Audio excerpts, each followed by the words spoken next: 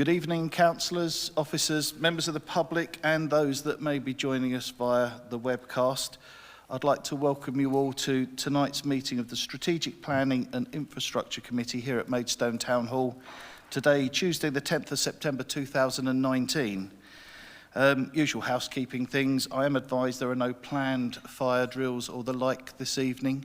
So should we hear such a thing, please follow the instructions of Mr. Nash, who is seated to my right, and he will give us appropriate instruction to get out quickly. I'd like to also remind you that tonight's meeting is being broadcast live and will be available for playback on the website.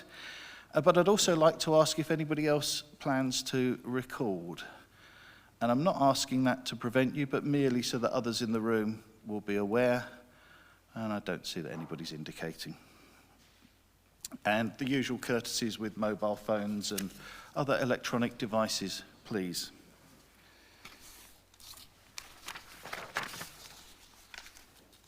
We'll move on with the first item of business. Apologies for absence. I have received apologies from Councillors Mackay and Councillor Mrs. Grigg. Other than that, I think we're all present and correct, which leads nicely into item 2. If I could take a formal note, please, of substitute members. Thank you, Mr. Chair. Substituting for Councillor Mackay. Thank you. Councillor Comanche for Councillor Grigg. Thank you. No others to note. Item 3 is the matter of urgent items, and I'm pleased to say there are no urgent updates for this evening's meeting. And at item 4, please can I register visiting members. If you would be kind enough to come to the speakers table, give your name and indicate if there are any items that you wish to speak to, please.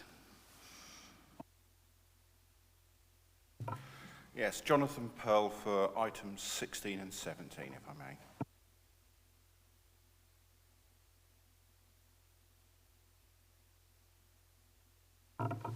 Councillor Perry, it's not my intention to speak, I just want to listen and learn, but agenda items 15 to 18 I do have a particular interest in.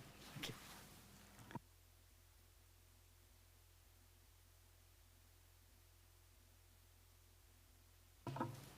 you. Councillor Spooner, general interest in most of the subjects, but I don't intend to speak. Thank you very much.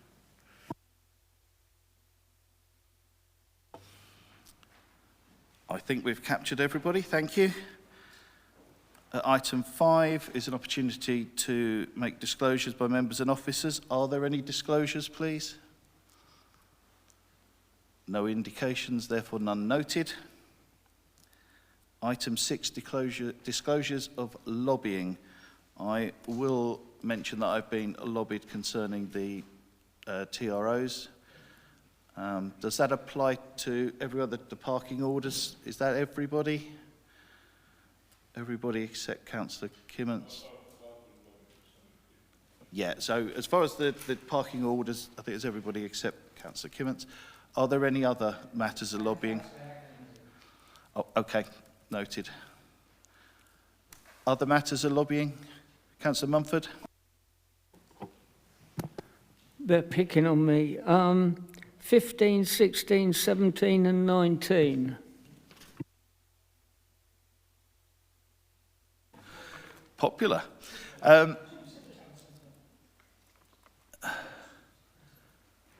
Yes. Okay.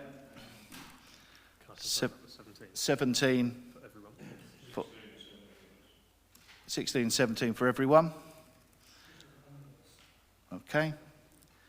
Any other matters of lobbying to declare?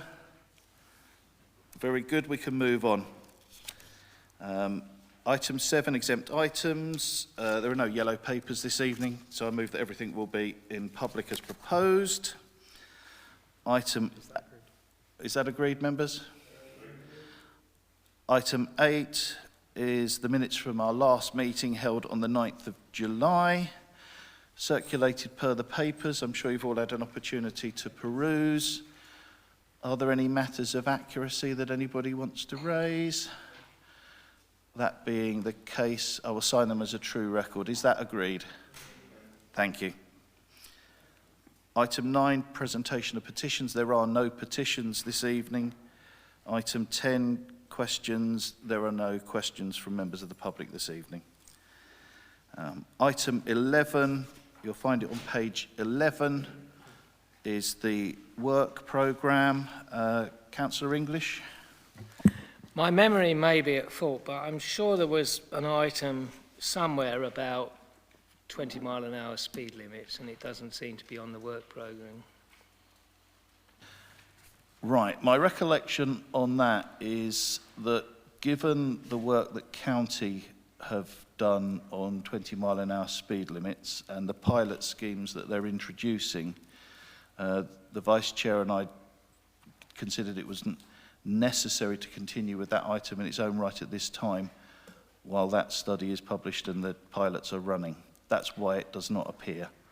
I would still like a report back on the substance of the outcome of those pilot studies to be in the programme, at least.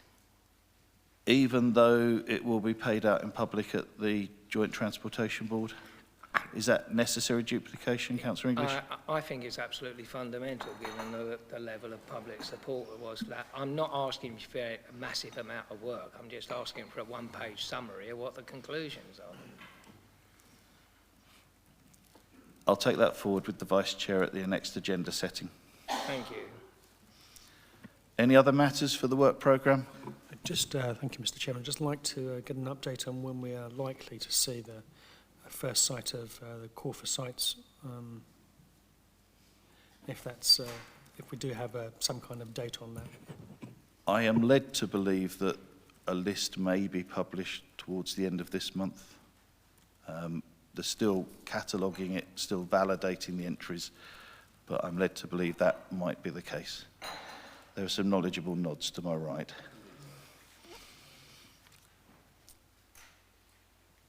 Okay, so that's the work programme, which is just for noting. Is that noted?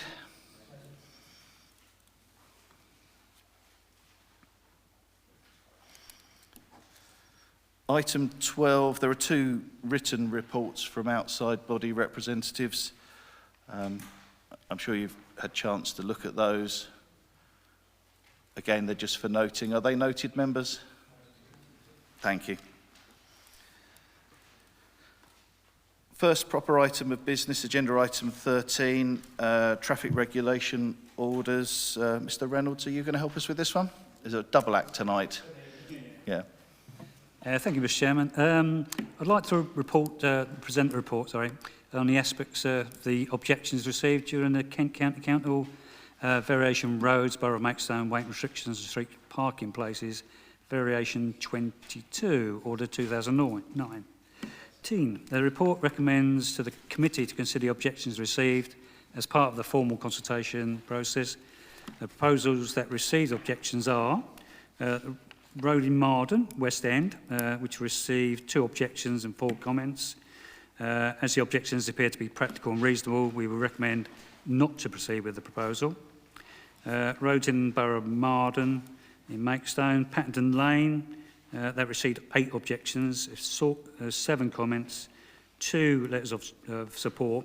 This went to the Joint Transportation Board as they all did, on the 10th of July. And they recommended that Strategic and Planning Infrastructure Committee be recommended to proceed with the proposal to make the order. We would therefore recommend to proceed with the proposal. And roads in Marden again, Borough in general, Marden in general, there's a number of roads in Marden that had proposals, and there was no specific proposal indicated, no objections were said. 2 objections to the proposals in general. Due to the generalisation of the objections, we would like to recommend not to proceed with West End, although we would recommend to proceed with the proposals for Pattendon Lane, Church Green, High Street Marden, Sovereign's Way, Sutton Forge, Albion Road and Chancery Road. So that's it. Thank you very much.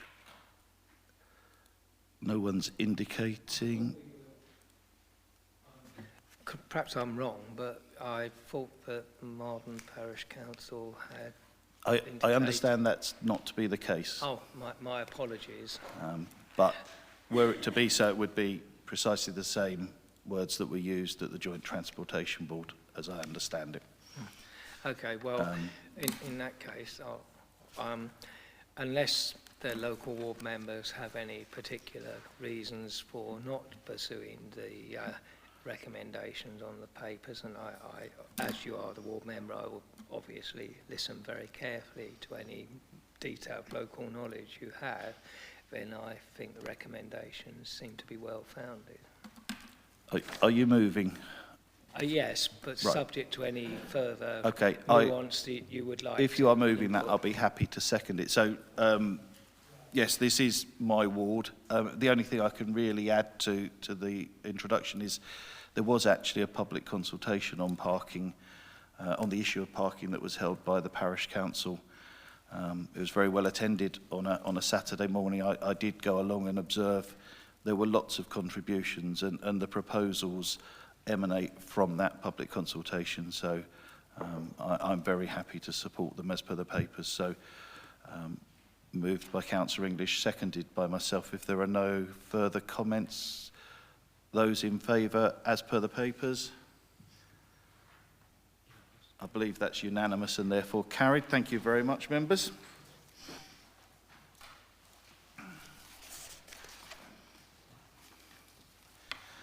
Let's keep the pace going. Agenda item 14, first quarter budget monitoring report.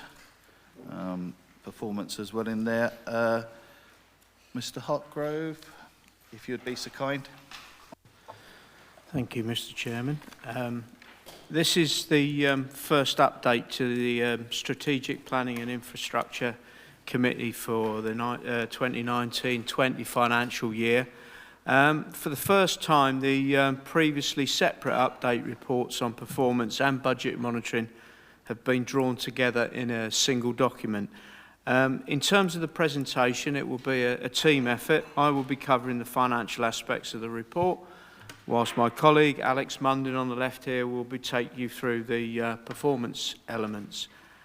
With regard to the financial aspects of the report then, which are contained in Appendix 1, pages 88 to 97, firstly on the revenue side of things, fairly quiet, as is relatively normal for this time of the year, at least in terms of the volume of variances anyway. The profiled revenue budget is showing a net overspend of 108,000 as at the Q1 stage, although the position is expected to decline further to an overspend of 459,000 by the end of the financial year. The forecast overspend, or rather income shortfall, should I say, is primarily due to a shortfall in income from major planning applications, which is down 95,000 at the Q1 stage, and pay and display car parking income, which is 78,000 down at the Q1 stage. It's perhaps worth emphasising that the budget pressure on planning applications income in particular is now being looked at in detail, and we will provide a more detailed update on the position to the committee in November. Turning to the capital side of things then, the capital programme for this committee is relatively limited. Total value 1.661 million for this year, with only two schemes to note, namely the Mall Bus Station redevelopment scheme and the Bridges Gyratory scheme. Whilst the Bridges Gyratory scheme is on course to be delivered as planned in 2019-20, the bus station scheme is expected to slip into 2020-21, with construction now expected to commence in spring 2020. Therefore, slippage of 1.336 million is anticipated there. That concludes the financial aspects of the report. I will now hand over to Alex, who will take you through the performance side of the report. Thank you, Chris. Thank you, Chair. So as Chris mentioned, this is the performance update for the SPI committee. Now, the group of indicators are relatively small, but actually it is a really good picture that we're seeing. So all of the targetable indicators have achieved their targets for Q1. So the affordable homes indicator has dropped slightly in comparison to the previous year. So we achieved a figure of 72 against the target of 45, whereas Q1 last year we achieved 76 affordable homes. But that is still showing really good performance, and we're on target to achieve around 180 affordable homes for the year minimum. The other two indicators are the new planning enforcement indicators. So it is really good. In Appendix 1, you can see the performance, and the performance they're showing is really good. So for Priority 1 cases, they're showing 100% dealt with in time, and Priority 2 are showing 95% dealt with in time, which is above the target of 90%. Now, it was brought to my attention at the chairman's briefing that you had requested as a committee some updates on open enforcement cases. So what I have are numbers of open enforcement cases, and then I've sort of got a little bit of a breakdown based on where those cases are at in the process. So we have 234 cases that are actually allocated to officers at the moment. So 41 of those have current notices. 38 we have received applications for those sites. And then the remaining 155 are at other various stages of enforcement action. So of these 234 cases, 53 were opened prior to 2018.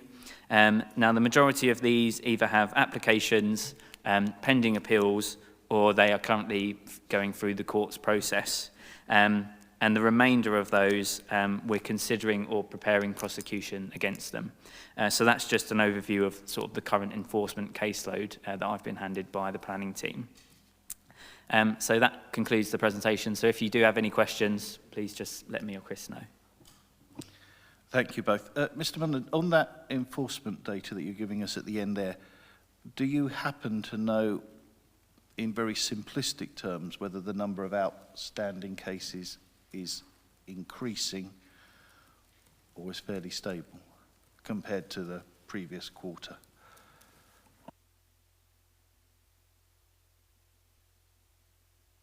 Perhaps we could report back on that. Yeah, okay. So perhaps on the next quarter, if you'd give a similar update, but it's just the direction of that I'd be particularly interested to know, whether we're accumulating a backlog or whether we're keeping it under control. A very simplistic indicator of whether it's adequately resourced, but I know it's far more complicated than that. Understood. Councillor de Wigandon, and then I'll come across to my left. Thank you, Mr. Chairman. I just want to go back to the planning services, and we're expecting it to be, was it 351,000 under budget by the end of the year. Now, I know officers expected a lower income from that this year, but it's still undercutting even what you were expecting. Sorry to butt in. Mr. Jarman, I think you could answer this. I think, yeah, I probably sound like a broken record with these quarterly reports, but I've been saying for some time that, in my view, the estimate for last business year and this business year was just too high, given that we've got a recently adopted local plan. So obviously developers aren't going to put in applications twice. We've permitted most of the sites in our own local plan. Obviously these things go around in cycles. I suspect that probably not next business year, but the year after, we'll start going on an upward curve in terms of developers submitting planning applications. Thank you very much. Actually, we all understood that there would be a significant dip, but actually, my understanding at the time has been that the budget had been amended to take account for that. Okay. Yeah, yes, I think that's precisely the point, that we could see that that was going to be the decrease, but it did not find its way into reality, into the budget book and the final consideration. Mr. Hartgrove. Sorry, through you, Chairman, if I may. Just to pick up on the last question, I mentioned that a review is underway of this at the moment. I mean, just today I actually became aware of something that might have a bearing, or certainly in presentational terms, if you like. So it looks as though there's potentially some miscoding of income. So the actual income from small planning applications, sorry, minors is the phrase I'm looking for, from minors might actually be slightly lower, and the income from majors might be slightly higher, which would sort of spread it, and instead of being massively skewed as it is at the moment towards major applications. So we will report on the detail in November, as I said. Thank you, I appreciate that. The reason I'm coming to this is obviously a year or so ago, we had an item referred to us, why is planning undershooting its budget? And we said at the time that actually it's probably due to the budget and not the performance of the planning. And I'm just want to get down to the idea that we actually learn this and we budget for what we expect to get rather than otherwise, and certainly not, as happened some months ago, a reference to this committee saying, okay, what's wrong with planning? There was nothing wrong with planning, it's just the budget that's wrong. Absolutely. And the park and ride effect in there, I think we all understand. Councillor Clark. Thank you, Chairman. I was actually going to bring up the car parking because we knew about the closure of Brunswick Street because it's something that's of our own sort of working. And I would have thought that would have been entirely more predictable in terms of parking spaces. The reason I bring it up is actually further on in the papers, we've got some schemes which are going to put further pressure from a planning perspective on Maidstone's car parks. I'm just making sure that we do have that sort of joined up thinking between planning and what's going on with car parks. Yeah, I mean, I apologise for being slightly possibly vague on this one. I only started here in March, so I haven't got the history behind this. It is car parking income is a known pressure, and that will undoubtedly feed into the budget exercise and the medium-term financial planning process that we're just about to start now for next year. So if it transpires in the context of next year's fees and anticipated volumes that the budget is a bit on the high side, then that will have to be adjusted accordingly and will be. There's a certain sweet irony to that, having been someone who fought so hard to retain as much car parking of that particular address as possible, and being assured that, well, no, we can get rid of it because nobody uses it anyway, to then be met with the financial outcome of, oh, now we're not seeing the income. Yeah, enough said.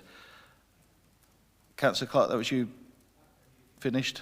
Councillor English and then Councillor Atkins. Firstly, I quite agree with you, Councillor Burton, in relation to both Union Street and Brunswick Street and more generally. Both those areas are in my ward. I don't believe for a moment that these impacts could not have been foretold. They should have been foretold. You and I both foretold them, so I don't know why the budget didn't take account of them.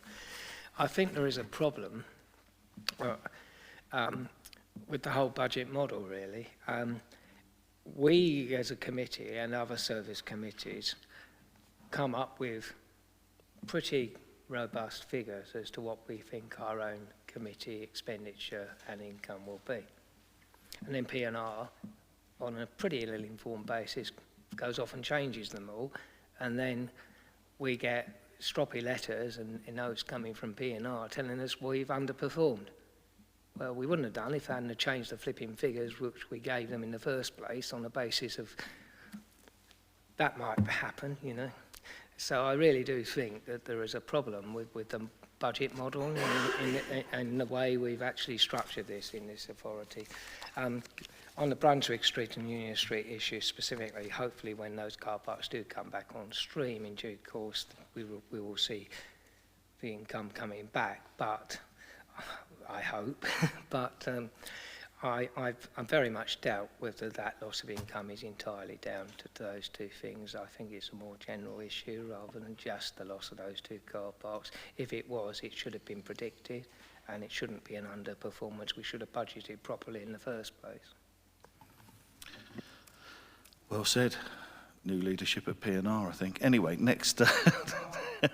If the cat fits. Councillor Atkinson. Thank you, Councillor English. Thank you, Mr. Chair. I was going to ask a similar question about the car parking charges. We've just been told they reduced by £78,000, which seems quite a lot for this loss of 2 car parks. So I wonder if there's another reason as well. I mean, are we maybe overcharging the car parks, for example? Is that a reason? And I was also going to ask about on page 97, the bus station, have we actually seen plans as to how it's going to be laid out? Because currently it's disastrous for bus drivers because they often can't get past each other. I mean, if we were to do something like the one in Canterbury where it's all angle parking, it's one way in and one way out, so in other words, have a one-way system, it actually works far better. So, I mean, I haven't seen the plans, I don't know if anyone else has, but I think we should be looking at something like that. I mean, but having said that, it would be better still if we could coordinate the bus station with the railway station, like they do in so many other towns around the world, so you can just step from the train to the bus and vice versa, whereas currently the bus station is, well, a couple of miles from the nearest station. So has that been considered at all as well? Thank you. We did have a report before this committee 2 years ago, 18 months, 2 years, the Tri-Study report, where we looked at precisely those things in quite a lot of detail, alternative positions for the bus station, integration of rail and buses.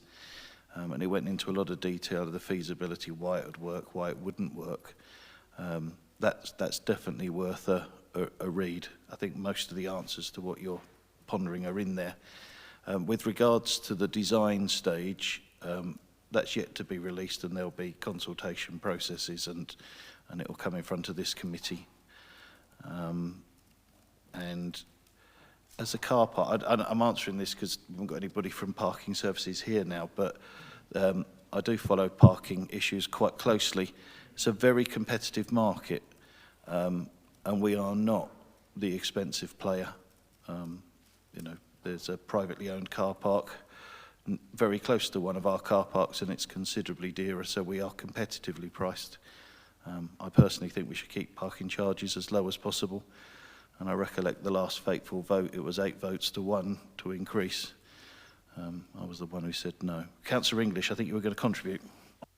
I would say that whilst I understand and support to the Tri-Study, that does not mean that we cannot, as part of the proposals for the East Station and the West Station, do more to encourage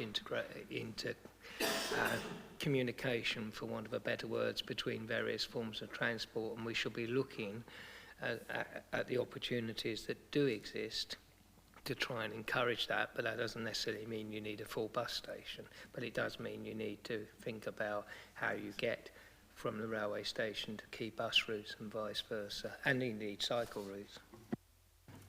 Yeah, I totally agree.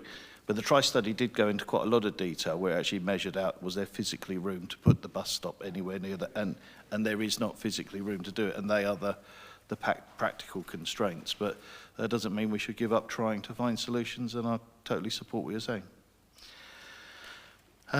Councillor Garton, I think you're probably next.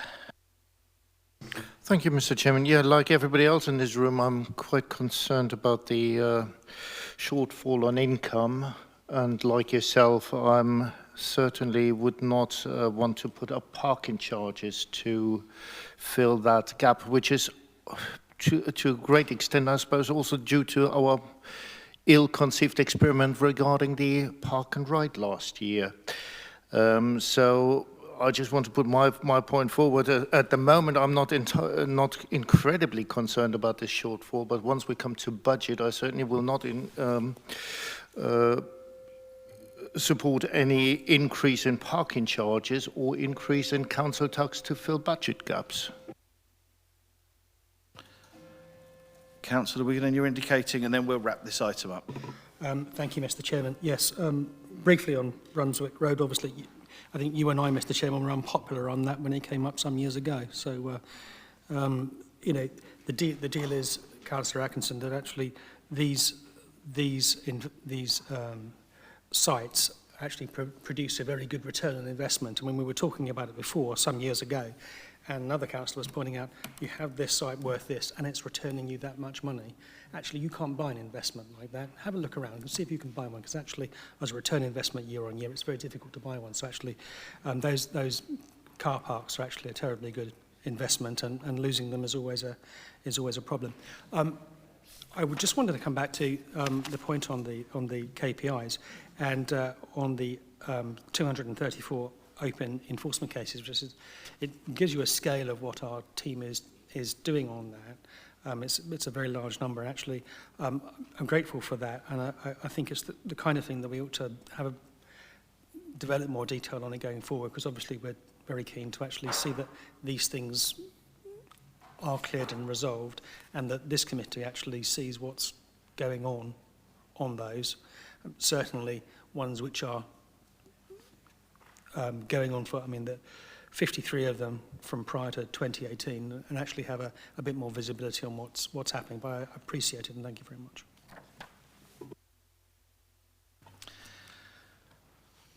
Really tempting to extend the parking conversation, because I think we should invest more into a car park, but we'll save that for another day. Well, just while we're in the slight budget thought then, I will indulge myself. You all know that we actually have a temporary car park facility at Maidstone East while that redevelopment happens. A big question I'd put to ourselves is, when that redevelopment does happen and that parking disappears, where do those users, those cars go?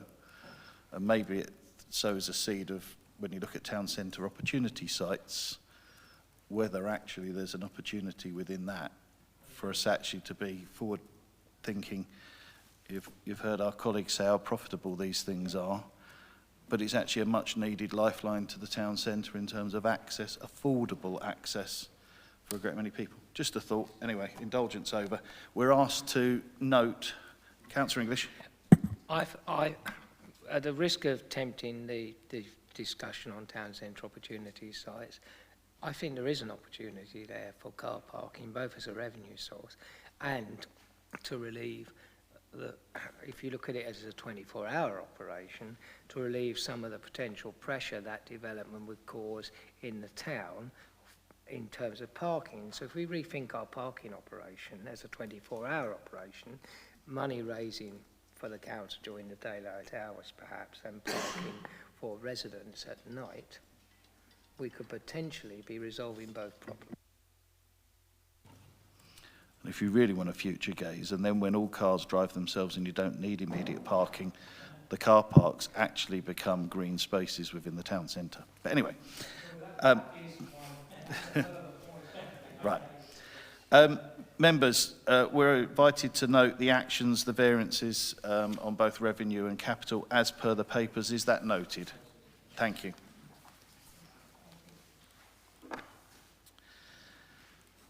Good news story, agenda item 15. Ms. Hatt.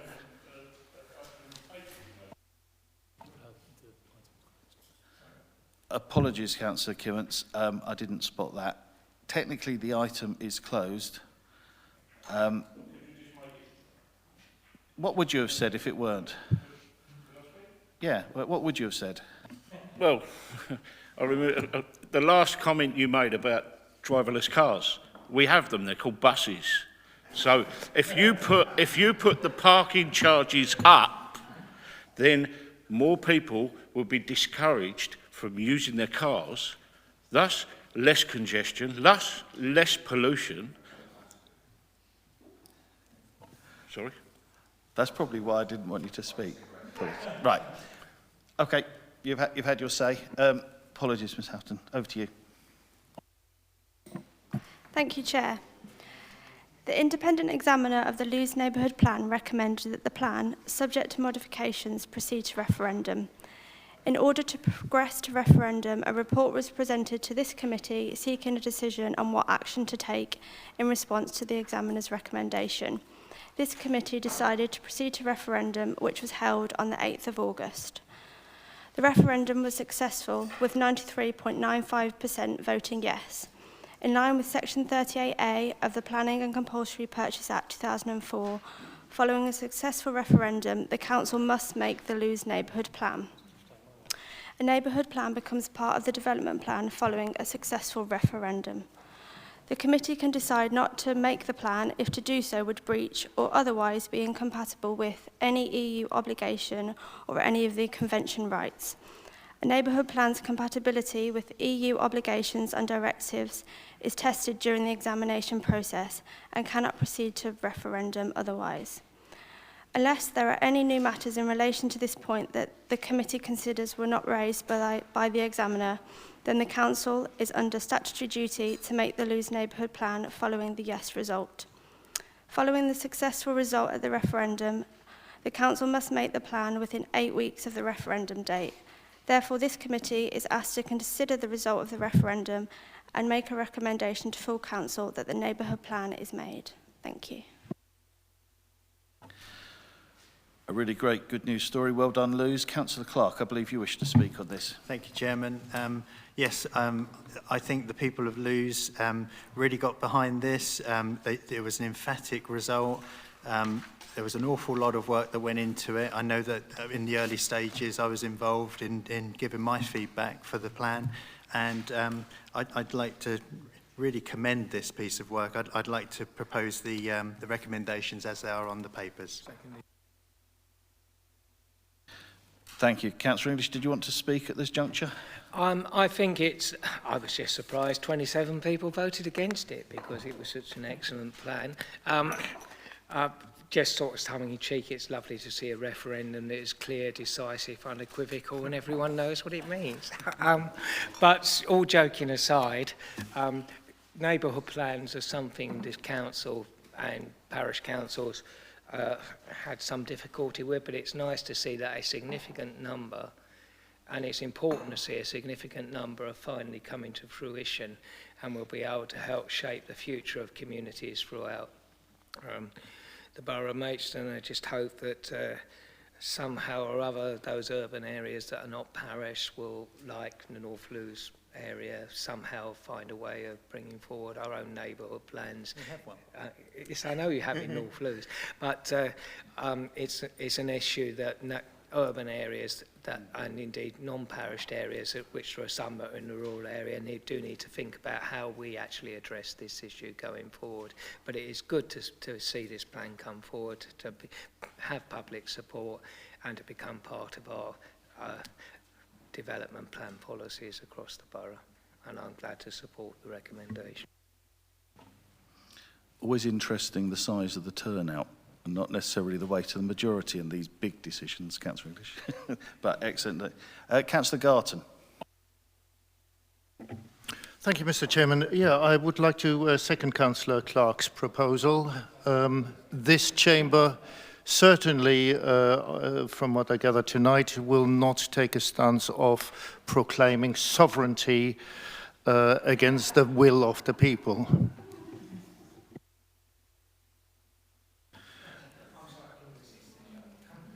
Councillor Wigginen. Thank you, Mr. Chairman. I think there's many congratulations to Vianne Gibbons and the team from Lewes. I mean, it's a tremendous amount of work, and we actually know how much. I get a view of how much work it's been, because I'm very grateful that they're starting to assist one of my own parishes in kicking off their own plan. So I think it's excellent work by the parish, and not just our support, but actually congratulations from us. So before moving to the important, we're asked to note the result. Is that noted, members? And then proposed and seconded. Those in favour, please. Unanimous, therefore carried. Excellent. Well done once again. That takes us to Agenda item 16. So we've had the warm-up rounds. Town Centre, Article 4 directions.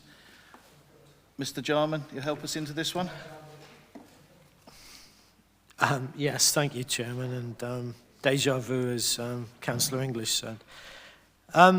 So, two primary recommendations, non-immediate Article 4 directions on 14 town centre office sites.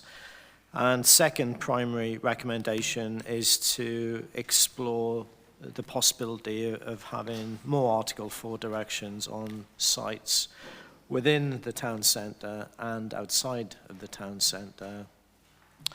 So, what does an Article 4 direction do? In this case, it would remove the permitted development right of moving from offices to residential without the need for planning permission. So it effectively triggers the need for a planning application. We've been using Article 4 directions for many years in conservation areas to stop people, for instance, putting in double glazing, which would be out of character with the heritage buildings in the conservation area, as an example.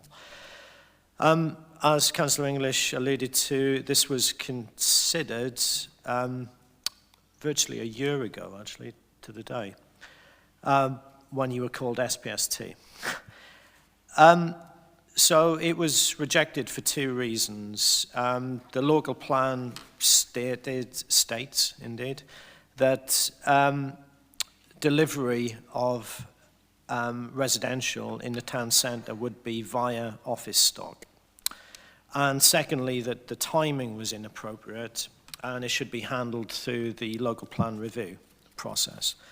So going over each of those reasons, so firstly, the delivery via office stock. So the town centre is a broad location for 940 units up until the plan termination date of 2031. And in policy H2 in brackets 1, town centre broad location, we pick out specifically 350 units to be lost from poor office stock to residential. Well, if I could draw members' attention to either table on the bottom of page 111 or the top of page 112, you'll see that the number of completions is 691, so we've overshot the 350 by quite some way, nearly by double. And also, perhaps just as pertinently, none of the 14 sites I'm recommending for Article 4 directions are poor office stock. They're quite the reverse. They're the A grade. A lot of arguments as to, you know, what's A grade and what's poor. And also added to that, perhaps it's an understatement to say it's ironic, but we have a policy SP22 that protects the best employment sites. And 4 of the sites I'm recommending for an Article 4 direction, because today those protected employment sites could be converted overnight because we've got no control. And also, my last point on this is that we actually say in our policy SP4, for the town centre, that we want to retain, in my opinion quite rightly, the best quality office stock, but without any control, just letting the market rip.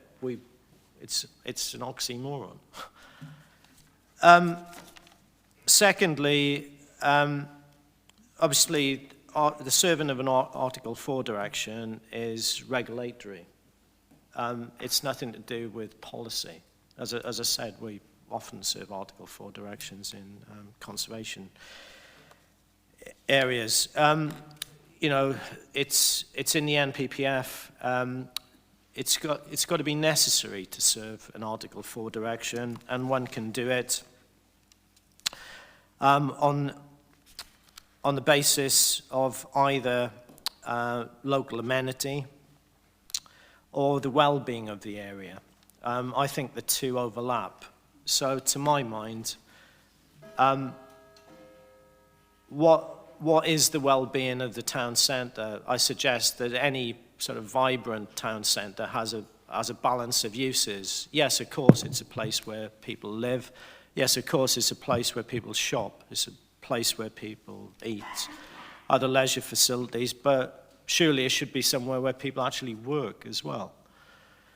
And at its simplest, you know, all an Article 4 direction is doing is triggering the need for a planning application. And in turn, that triggers the potential requirement to sign a Section 106 agreement to provide for, you know, on-site open space, some affordable housing. And also, it changes things with regard to sill as well. So that's, to my mind, that's dealt with what SPST said a year ago. But the primary reason for advocating these Article 4 directions is the sheer amount of office space that we are losing. I think that there's a higher rate, you know, obviously there's a big price differential between the returns you can make from residential floor space compared to office floor space. So there's no guarantee whatsoever that this will just continue, because the market at the moment is dictating that you get a safer and higher return on residential compared to offices. Also, it's been put to me in the past that it's great, there's, you know, lots of units being built in the town centre, and that's going to concentrate all development in the town centre. There'll be no need to go outside the town centre. As you all know, the NPPF and the NPPG require a mixture of houses. Housing types. One of those, probably the main sort of like land take, is family housing. There's no family housing being provided. What we are getting is an overshooting, a significant overshooting of our SHMARM requirement. Yes, we do need one-bedroom apartments, but we're getting too many of them, and they're actually small one-bedroom apartments. It's a mixture of what I call studio apartments and one-bedroom apartments. So we're not getting any kind of mix at all. It's doing nothing to meet the need for example, family housing. And lastly, to my mind, you know, we don't want control for the sake of control. I think that it would certainly help me enormously improve the quality of these developments. The ones that I see, they don't provide any private amenity space. I don't see any balconies. I don't see even any landscaping. And obviously, through a planning application, we can perhaps insist is a strong term, but we can negotiate and try and meet people in the middle to get improvements in terms of design quality. And lastly, like I said, at the moment, even though there's a clear demographic which is putting, in my opinion, a heavy strain on services in the town centre, particularly doctors' surgeries and schools, there is no financial contribution from this permitted development. Thank you.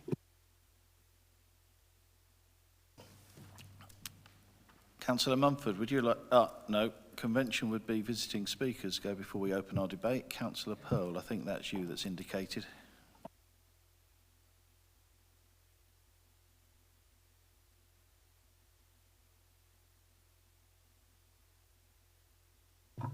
Thank you, Chairman. Yes, I very much welcome this report, and I agree with everything that's written in it, and I agree with everything that Mr. Jarman has said tonight. What I'd add, though, is that there is considerable disquiet in the town over the practice of other local authorities, primarily London boroughs, buying up low-quality, cheap housing in the town. in order to meet their social housing needs, especially when a large proportion of the people being housed are people whom former Councillor Mrs Wilson very politely described as people of multiple needs. Now, I believe that on a good day, those multiple needs manifest themselves in the large number of people one sees sitting around Brenchley Garden drinking cans all afternoon. On a bad day, like February the 9th, 10th this year, it manifests itself in violent deaths in Knight Rider Street. Office conversions to low-quality housing or low-quality studios and units is a major driver in this, and that is the reason I would urge you all, please, to tighten these things up and to support the recommendations on the papers. Thank you, Councillor Pearl. Councillor Mumford, I'll start with you, if I may. Yeah, I have one question as a result of that. Just to clear up a myth. Will a section 4, whatever we call it, prevent a local authority buying up our housing stock? Can Mr. Jarman make it clear to everybody that I believe it won't? Yeah, it doesn't stop the purchase of property, no. I just wanted that cleared up. Yeah, this came for us before, and I've looked at the figures, I've looked at everything, and the way I see it is, I know Mr. Jarman didn't like the word, but we're losing control. We're getting too many of a certain type of home that we don't need. We could regain some control, but more importantly, we're losing the SEAL contributions, we're losing the affordable housing. If we can negotiate affordable housing, we're losing all of that, as well as the control and this over-delivery of the wrong type of property. I believe that the town centre should be a place to live, work, play, shop, and we're also losing these employment sites, and some good ones. So I've probably changed my tune slightly from last year. But I still come back to the point that we do not have the policies in place to control it when it gets to the planning. So for the bonuses that you're giving me, yeah, I'm persuaded.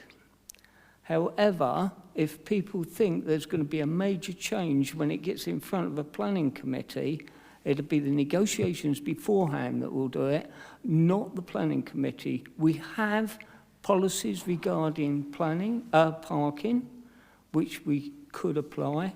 We've got, what is it, building for life. We could do something with that on the design, but not an awful lot. So I'm willing to go along with this for the positives it offers me, but the one thing that I don't like is you're addressing the policies to the review. That's why we said don't do it last time, and somewhere in that report I think it says leave it to the review. I would like to see now the planning department, if we pass this tonight, start working on supplementary planning, whatever you call them, now, so they can come in force as soon as possible. And then we will get some of the control that people are looking for. I'm persuaded, but please, tonight, members, give the members of the planning committee the tools to actually control it.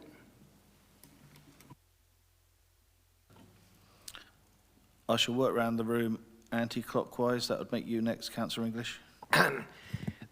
It's a complicated issue, but fundamentally Councillor Mumford is right.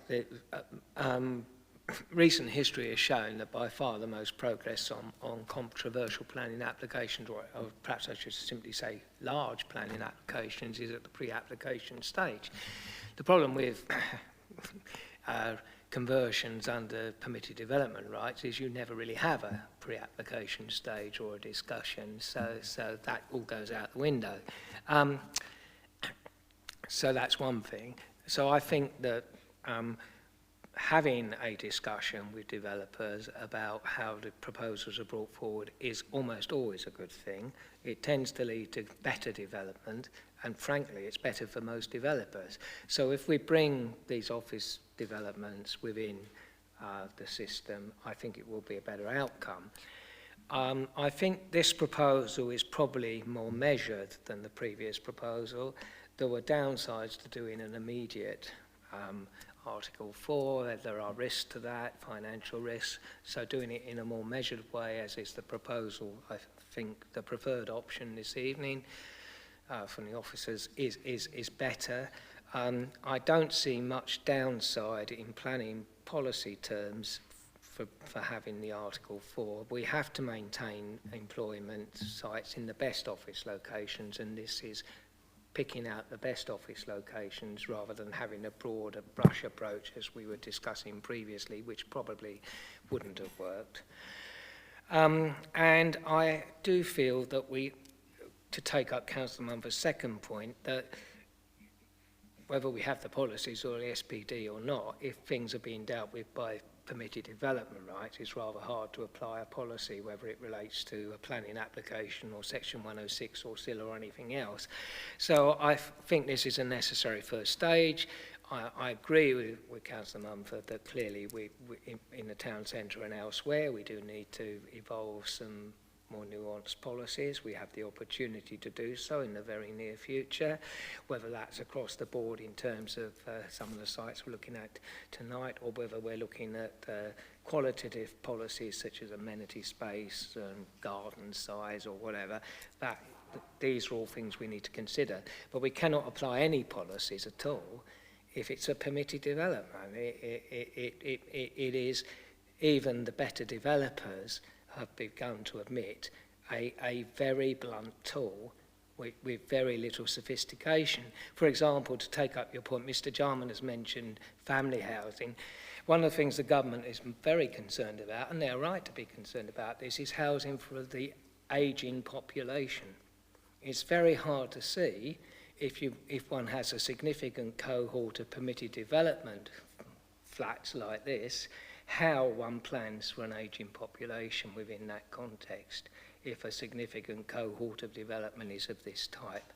So for all sorts of reasons, many of which agree with the government's objectives, and God knows I'm not a supporter of this government, but many of their objectives in this field are the correct objectives. And therefore, we should try and bring some joined up thinking to this process. So therefore, I will support the recommendation, because we cannot do many of these things unless we do this.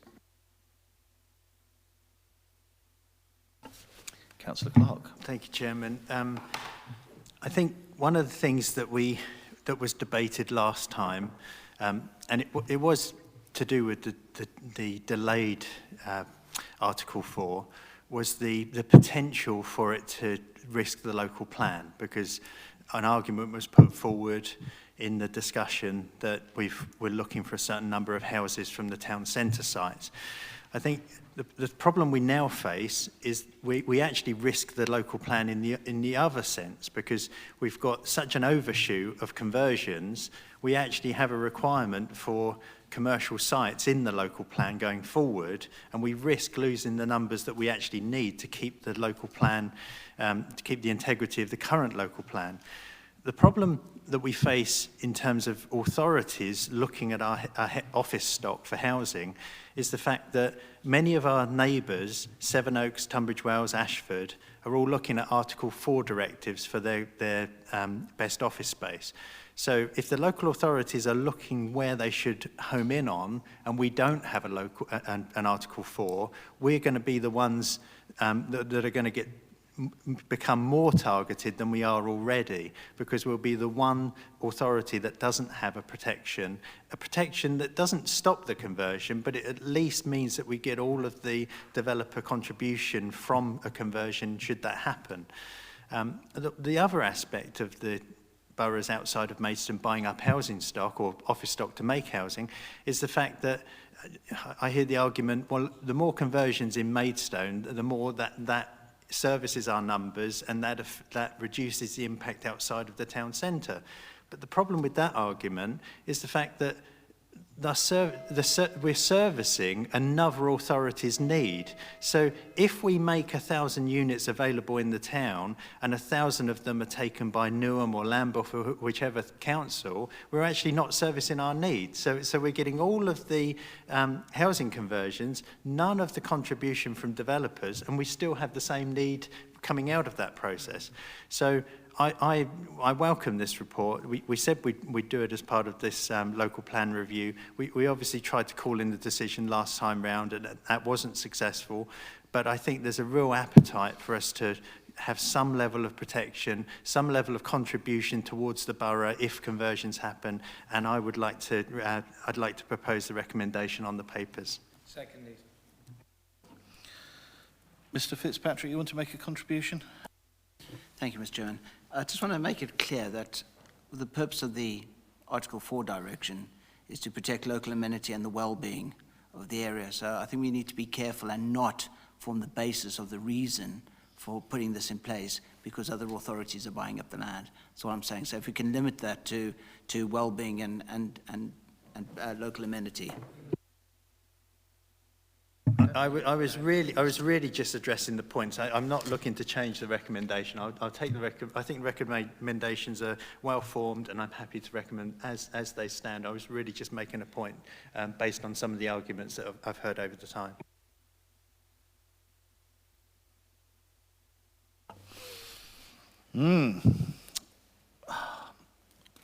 Lots of factors in there.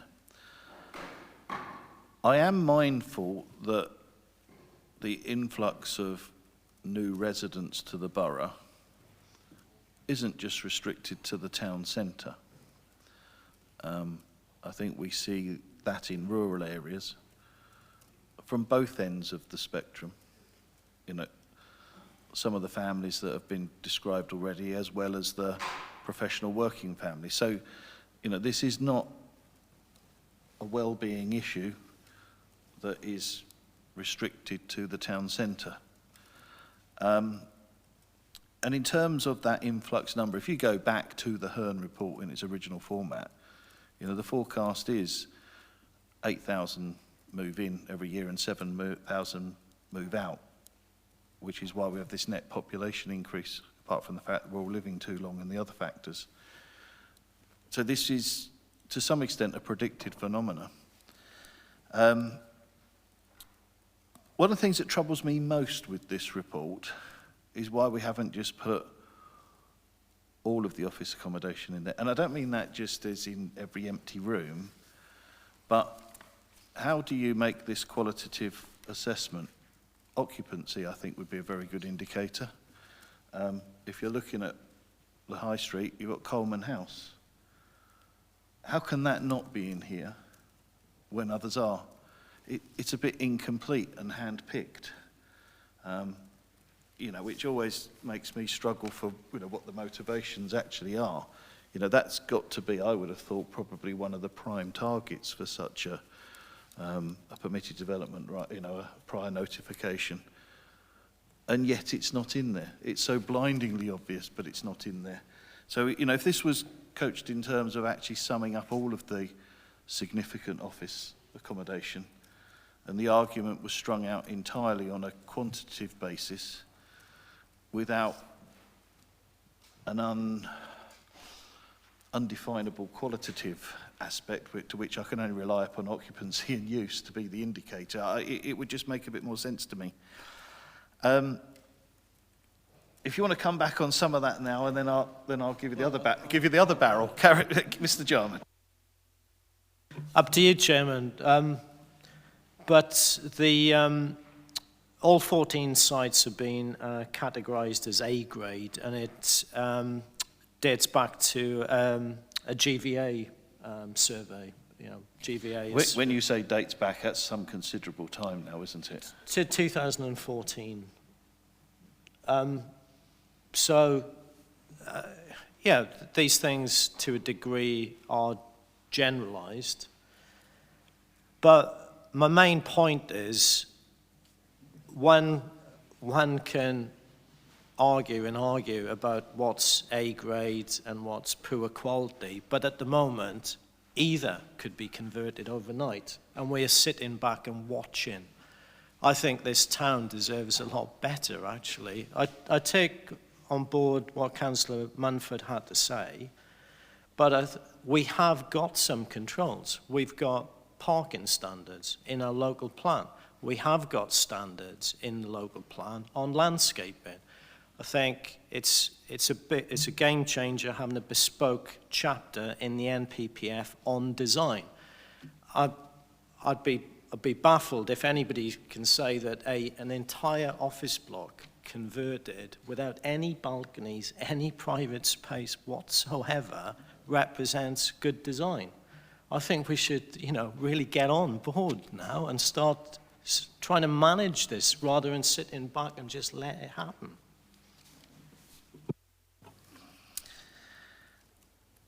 You made the point about, if you like, potential over-delivery in that broad location windfill category that there are other aspects of the plan where perhaps we're on course to under-deliver. Barracks springs to mind. So by actually capping areas that can over-deliver, we do head in a direction that at some point will cut into our overall delivery, our 3-year delivery, our 5-year land supply.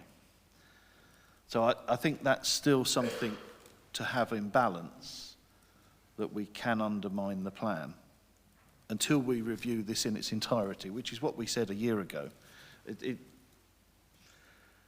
So it's the risk of under-delivery and the loss of opportunity to compensate is the point that I'm trying to make, if you want to comment. Yeah, one of my main points is that housing need is not homogenous. And what we've seen in the town centre to date, and I can't see it changing much, is all one-bedroom apartments or even smaller studios. Apartments, to my mind, a large site like Invicta Barracks, which we envisage not coming on stream until 2027, to have quite a preponderance of what I would call family housing. Yeah, I'm sure, there would be some apartments, but it would be way off being 100% apartments. And all we've seen to date in the 691 completions is, as I said, small apartments. And it's doing nothing to eat into the need for family housing, or I think one of the councillors mentioned old people's homes. And there's no possibility that permitted development rights could deliver accommodation for older people or larger family units? Sorry, to extend this, what I'm saying is because we're sitting back and just saying let the market rip, one of probably my main point is we should, come into that circle and actually say, well, have you thought about the needs of this sector of the community? Have you thought about the needs of that? Yeah, a lot of it does come down to negotiation, but we have got some of the tools to negotiate. And at the moment, we're not in the tent. We're sitting back and watching it happen. Okay, I'll let someone else have a go, but I'm still in that camp of concern that we're not actually looking at the whole office stock, and also every unit that doesn't happen here is going to go somewhere else. Councillor Parfitt-Reid. Yes, I just wanted to follow up on that point really, because I don't understand why we're not putting the whole office stock into this section 4. Is there a rationale for excluding certain office blocks? Sorry. Oh. Right. In our own local plan policy for the broad location, we say that 350 units will come forward, which are poor office stock. Yeah. If I could just park that for a moment. What the government says about in the NPPF about the serving of Article 4 directions is that that they need to be necessary. Yeah. So rather than a kind of very broad brush approach, let's protect every single bit of office space. Yeah, and I think Councillor English said this. It has been government policy to, obviously go from offices to resi. To my mind, what the government are really saying is, be very considered about your approach. Don't take a broad brush approach. Pick out the best, what is necessary. The counter argument would be, is if we try to protect every bit of office space in the entire borough, then we could end up with just derelict buildings.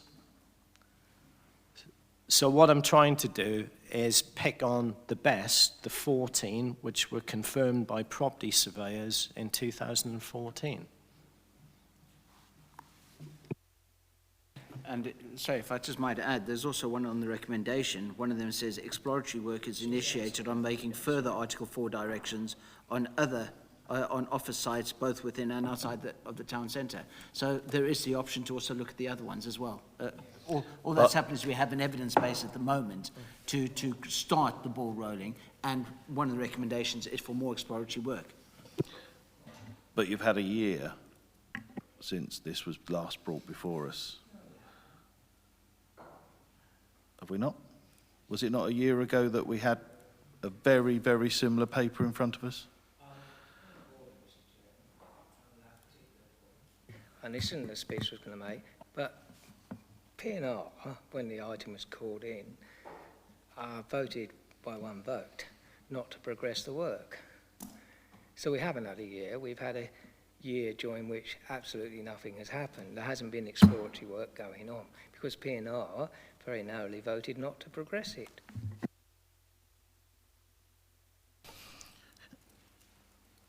My reference would have been to the preparation of the paper in front of us now.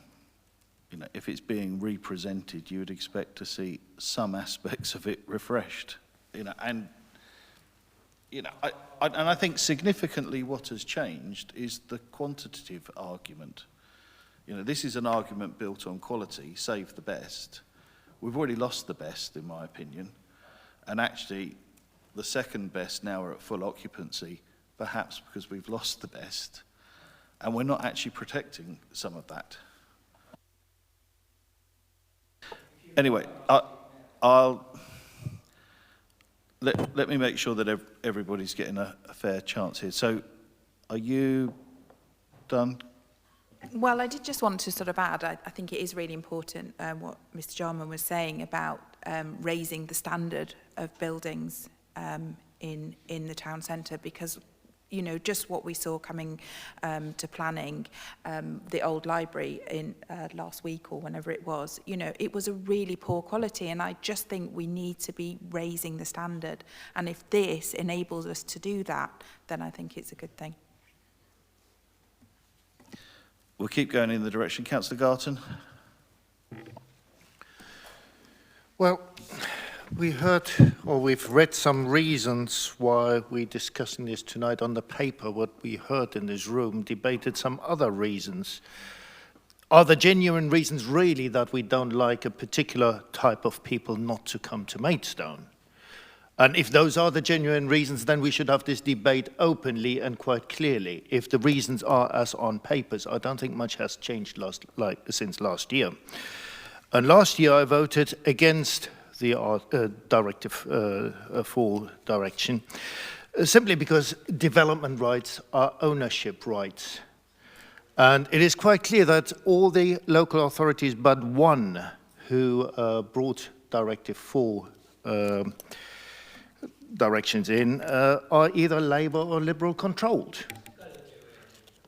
It goes to show that I like to protect property ownership and development rights. Councillor English, please refrain and let the speaker continue. Development rights are ownership. As far as the quality of buildings are concerned, I think we've got building regulations. It doesn't need to go through planning. The quality of whether we have it insulated, enough floor space, the plumbing works all right, etc., is building regulation, and that still applies even to permitted development. And finally, I think there's one building on the plan which could really bite us a little bit. It is Maidstone House. And I believe NBC's lease will shortly run out. And if we stop this to be developed into residential property, I think we may just get a better price on commercial property for the rent. So is that a selfish decision by putting Maidstone House into this list? On that point, whilst I understand your logic, let's just be very, very clear that we are only considering planning matters this evening. There are no commercial considerations of our own benefit making whatsoever, but purely a planning matter. Mr. Jarman? I'm not going to comment on the political composition of these districts, but Sevenoaks, Ashford and Tunbridge Wells have either Article 4 directions or, in Sevenoaks' case, an exemption. Pardon? Microphone, please, Councillor. On the list in the papers, Ashford, Sevenoaks are not in the list yet. They may be considering it, but they haven't decided yet. Sorry, Sevenoaks, when the legislation, the permitted development rights came in, it was for a trial period, but there was an exemption that you could get out of it, and Sevenoaks was successful. I can't remember how many buildings in Sevenoaks, but they were exempt from this permitted development in the first place. And I know, because we have close ties with Tunbridge Wells, I think it was about a year ago, well, Russell's nodding, they successfully went for Article 4 directions on, I think it was 8 buildings. I might be wrong on that. And if I can just add to that, on the point of the ownership issue, is that of course this is a non-immediate Article 4 direction, so it comes into place at some point in the future, which means any time between now and then, if they really are wanting to convert these into residential units, they can do that. It's not an immediate one. And the corollary of that must be, therefore, if you owned one of these, of course you'll do it tomorrow, even if you don't necessarily think you're going to need it. So we actually heighten the risk in that regard. Councillor Garton, finished or? Yeah, I just wanted to say, as far as the local authorities, I only refer to the papers tonight, and they are in the table on page 126, and I can't see any mention there of Sevenoaks. Thank you, Councillor. Councillor Mumford, do you want to make a further contribution? Yeah, we spent about 6 years of hard toil trying to get control. I hear councillors tonight talking about well-being. This would bring in SIL, and it would address some of that. We are always short of affordable housing. We're taking the choice not to have the affordable housing, and the other choice is to allow this to continue to deliver free of charge to the developer, not contributing to our community at all, our infrastructure, our schools, or anything, to bring in residents into accommodation that we don't need, the type of, and I hear councillors arguing against it. I think it's time we got back control, not sat there and just accept it. I'm concerned about the control that we've got at planning level, but the negotiations beforehand do bring in an awful lot of cooperation when a planning permission is coming through. I'm just wondering whether we need an STD. That's why I put it up originally. Sorry, what is it? SPD. Yeah, okay. I was brought up, I'm a farm worker's son. I'm not into all these abbreviations you guys use. But we don't have anything that... Do we need to address the minimum room size, the national minimum room size? Can we address that at planning? I think last time we said we couldn't. But that's my whole angle.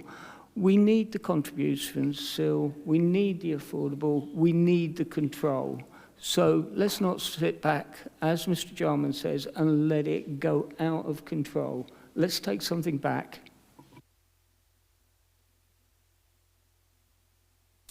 Councillor Atkinson. Thank you, Mr. Chairman. I mean, I kind of agree with what Councillor Munford's just been saying. In the report, it mentions Brenchley House. Now, I used to work there, and ever since it was built in 1975, because it's got a flat roof, the flat roof is almost constantly leaking, so I wouldn't want to live there. But it surprises me that it was actually allowed to be converted into flats anyway, because it's right next to the station. You'd think that would be an ideal location for an office block, wouldn't you? Now, I think I'm right in saying that not all of the building has been converted yet into flats. So would it be possible to add Brenchley House, say, to this list for the so far non-converted sections of the building? So as Councillor Mansford said, we can take back control, to use that horrible expression, so then we can get... Yeah, can't help it, no. And then we can actually get back control and then get some of these Section 106 contributions for the benefit of the council. Thank you. Could I just make a suggestion that Brenchley House is possibly the 15th, but we go ahead now rather than, in my opinion, dilly-dallying and go for Article 4 directions on these 14. And then for the next tranche, we'll look at Brenchley House as number 1.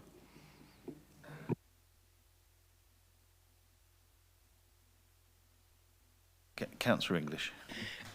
Yeah, I think we're making very hard whether or not we should proceed to the vote. I'm slightly puzzled that some people, I won't say who, are making arguments that we shouldn't proceed with this because it's only picking out the best remaining office buildings, whereas they made exactly the opposite argument when we were looking at a broader plan. So I do wonder about that.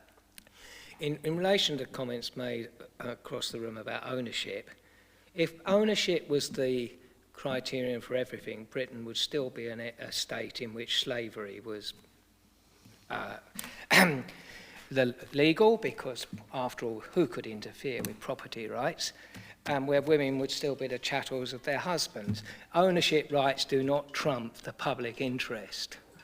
It is not something that is generally a consideration in planning, and it is only relevant here because there is an issue in relation with people having a lost opportunity, shall we say. Now, there are things that need to be sorted out, possibly with going ahead with this, but the advantage of having a non-immediate order, which has to be confirmed, is that we are not confirming the order tonight. We have some time for consultation, discussions, and etc. to take place. If we dismiss this tonight, what we are doing is we are potentially saying to the public and to other people, we are not, as a planning authority, taking all the steps we could take. I this afternoon had a conversation with someone who used to work for this council, who works in the development industry. I can tell you, a lot of responsible developers don't like this permitted development, because those who want to bring forward quality schemes are constantly being undercut by fly-by-night, cheapskate schemes, and those who want to bring forward good quality schemes can't, because they are being undercut by people who bring forward inferior schemes. Take Brenchley House, which we were just discussing. There was a very, very good planning application brought forward for Brenchley House. Excellent, first-rate planning application, which did not proceed because someone else came along with the, I won't use the swear word I was about to use, permitted development right application we've seen instead. So I tell you, it is not a responsible thing not to proceed with this tonight. We need to do this. And yes, there are perhaps some nuances that we could work on, but that's the entire point of item 3 in this recommendation. And I think enough has been said, and I would like to propose that we move quickly to the vote once the last 2 people who have already indicated to speak have spoken. I'll decide that bit, Councillor English. Councillor Clark. As a matter of fact, the committee can resolve to proceed to a vote with or without the chairman's permission. I do understand the points of order. Are you proposing? Yes. But as the Speaker said, I require no response. Councillor Clark. I understand why there's a measured response. I understand why there's a measured response from the planning group on this. The arguments have actually been heard previously. If we put a blanket, all commercial sites are involved in this policy, then we're in a position where we could be open to lawsuits, we could be open to legal action. So I understand why there's a level of restraint in the way we're bringing this forward. But in terms of where we go from here, recommendation 3, I think, covers it. Exploratory work is initiated on making further Article 4 directions on office sites, both within and outside of the town centre. That could be all of the sites, it could be some of the sites, but I think we've got a placeholder there to have a further debate. I really hope that goes on to the work programme. If we get a placeholder, we all know what's coming, we can all feed into that process. But as it stands, I really don't want to appraise the profile of other authorities and the residents that they may choose to move to Maidstone. I'm just talking about allocations within Maidstone that are not servicing our local need. So I really wasn't making a point that was indicated earlier. But I do think we should hear the next speaker and go to the vote. Councillor Kimmins. Thank you. Thanks for the STD, Steve, that was funny. That was so funny. To answer your question as well, Steve, about the housing stock buy-ups, you want to come up my end of the woods to Pine Lodge, because Bexley Council own quite a few of those. And they put in people that are in dire housing need. They're in there for 2 years, and then after 2 years, they either evict them because of whatever, and then it becomes the problem of Maidstone Borough Council because they've been a resident in Maidstone for 2 years. And that's why the permitted development is going on, is because they're putting families who have 1 child, there's 2 adults, they can live in an apartment legally because the living space can be 1 bedroom and the other bedroom is the 1 bedroom. They keep them in there, and within that couple of years, they're going to have more children. So then potentially they're overcrowded. So because they've been here for 2 years, they become Maidstone's problem. So then we are obliged to rehouse them.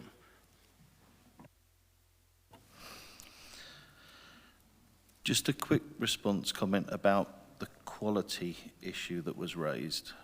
My argument currently is not based on that, but it is based upon occupancy and utilisation being the test, rather than an arbitrary good quality, bad quality, which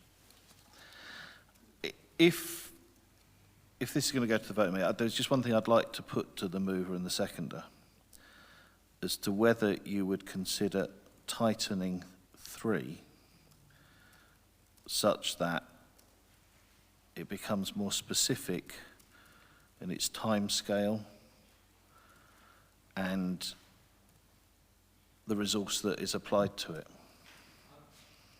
I'm listening. When you say more specific in the time scale, what did you have in mind? It would be something along the lines, because the issue I do have also is we're working on out-of-date evidence. A schmar that's significantly aged and the office accommodation survey as well, which is very out of date in my view. So that's why I'm suggesting the test of occupancy. You know, it's valuable office stock if it's occupied. You know, anything more than about 80% occupation, I would say, is a very good indicator. So that, you know, immediately work be commissioned to assess current utilisation with a view to drawing up a revised list for further inclusion in the Article 4 directive. I don't have a problem if you're using the words further inclusion. For this to be meaningful, Could the planning office... the missing pieces of the jigsaw need to be counted pretty quickly. Can the planning office perhaps suggest a time frame by which we could have a report back to committee? Perhaps 6 months? Would that be a reasonable time frame, and we can put it on the work programme?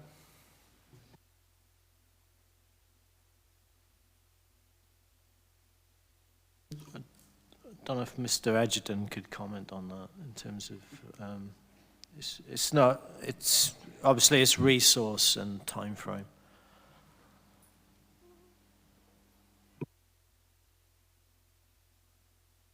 Thank you, Chairman.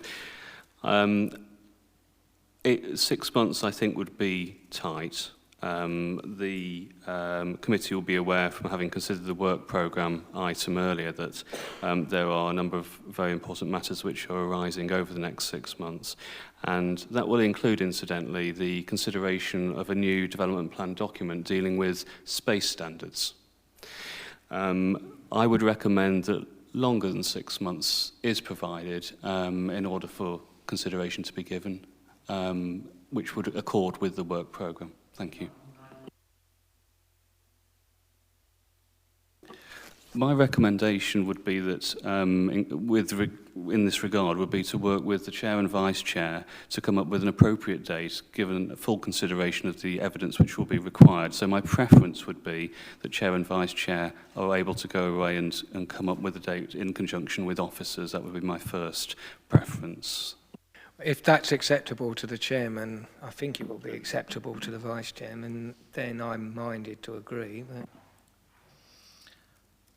I have a suspicion this motion may succeed, so I'm eager that it includes any measure that actually puts some certainty to that. I think if we really had the courage of our convictions, we'd be going for option 2. Because this is futile, because they'll just whack in the next 12 months all of the orders. I think we've had enough debate. So the motion is modified to... Can I just ask Mr. Nash just to read that so that we're all very clear? Yeah, so I've captured some wording, but obviously appreciate feedback on it. So I've got the final recommendation number 3, exploratory work is initiated. To finish with a report to be added to the work programme for a future meeting of this committee. That was capturing the final point. Now, I appreciate you said wording beforehand. I think it had moved to the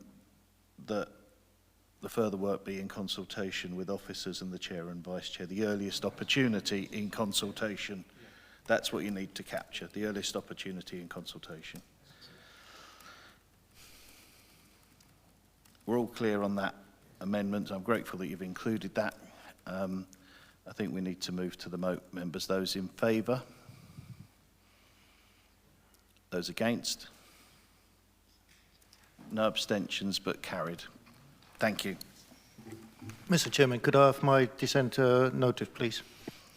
I'm sure that can be arranged.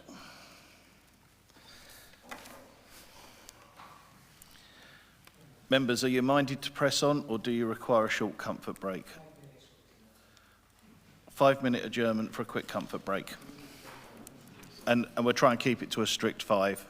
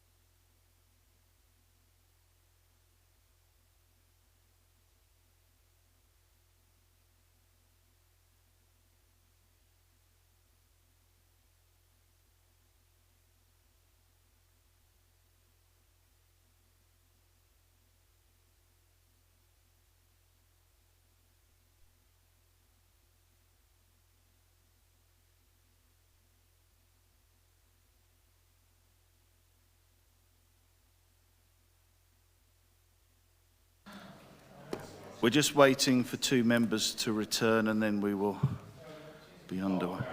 Yeah.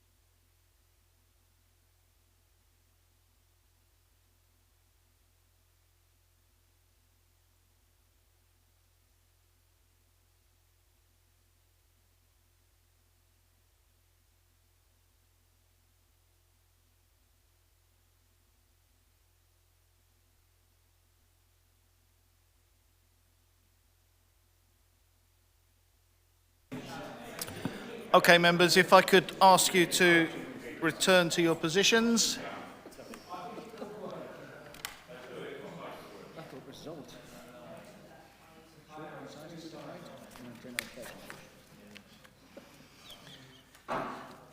Members, we find ourselves next at agenda item 17, to be found on page 145. This is the matter of the town centre opportunity sites. And again, Mr. Jarman, you're on stage. Thank you, Chairman, again. Yeah, an overlap with the previous reports here. Going back to the broad location policy. So as we all know now, we're looking at 940 residential units from the town centre broad location. 190 of which are to come from the riverside area. And that is different to the draft planning guidelines riverside area. It's the Baltic Wharf / Power Hub area. But more importantly, our own policy says delivery of the town centre broad location will be achieved through a master planning approach, working with partners to guide development and to maximise opportunities for regeneration. So in straightforward terms, again, being proactive, trying to shape change within the town centre. So basically, that's what we've tried to do.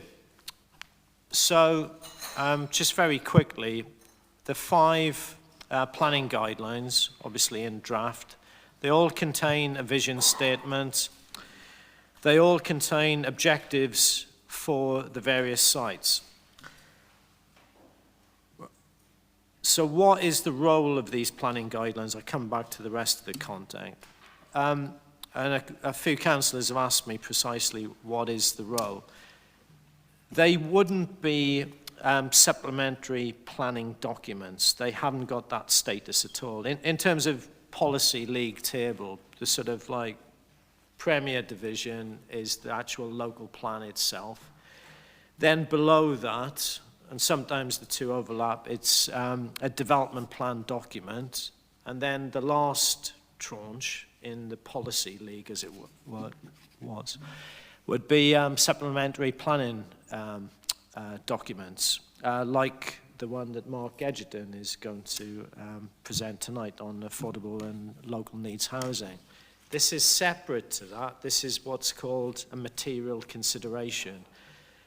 In the good old days of the Kent design guide, we, via planning committee, would adopt the Kent design guide as a material consideration. I think the last material consideration you adopted was, was it public art, I think it was called? We did adopt public art. There was also technical planning guidance, which was another Thank you. Another example. So, yeah. So the reason for highlighting that is it's not, obviously it's not the subject of formal consultation, but perhaps more importantly, it's to give a steer on development. It's not supposed to be they're not supposed to be detailed documents. They're to give, obviously, an indication that we welcome development on these sites. And what we've done is we've come up with illustrations of how the sites may be development, but we're not saying you must develop it in this way, not at all. They don't have anywhere near the rigor that, you know, planning committee would apply as a result of a planning application. But, you know, the primary reason for them is to get onto the front foot and to positively manage change, which is occurring in the town centre. I'm just going through the common themes. They all give, you know, obviously the site locations, the context to the sites. They major on opportunities for the sites, but also they set out the constraints of the sites as well. They apply development principles such as acceptable land uses, and we try to keep it pretty flexible. Yes, as some councillors have said, there is, on most of the sites, we are saying residential is acceptable, or I should say more accurately, a component of residential. One of the reasons for that is viability. As the chairman has often reminded me, these sites haven't been developed for a reason, and obviously viability is probably the main reason. For most of the sites, we're recommending a phasing approach. Some of that is sort of what I call natural phasing. We're offering guidance on the general scale of development and sort of boundary treatments. We're advocating high quality detailing. Architectural detailing is utilised. We're advocating that vernacular materials are used, such as Kentish ragstone. We're advocating an extension to the public realm, so the public realm comes within these sites. We're recommending open space and just greening up some of these sites. We're recommending, you know, a certain amount of car parking for the uses. Obviously, we're advocating sustainable transport as well. And lastly, we advocate an approach to safety and security around secure by design. But I'd like to finish by emphasising that what we are proposing is illustrative layouts and scales. We're not saying you must build it like this. Thank you. Sorry, last comment, as Russell said, almost like an outline with general parameters being set.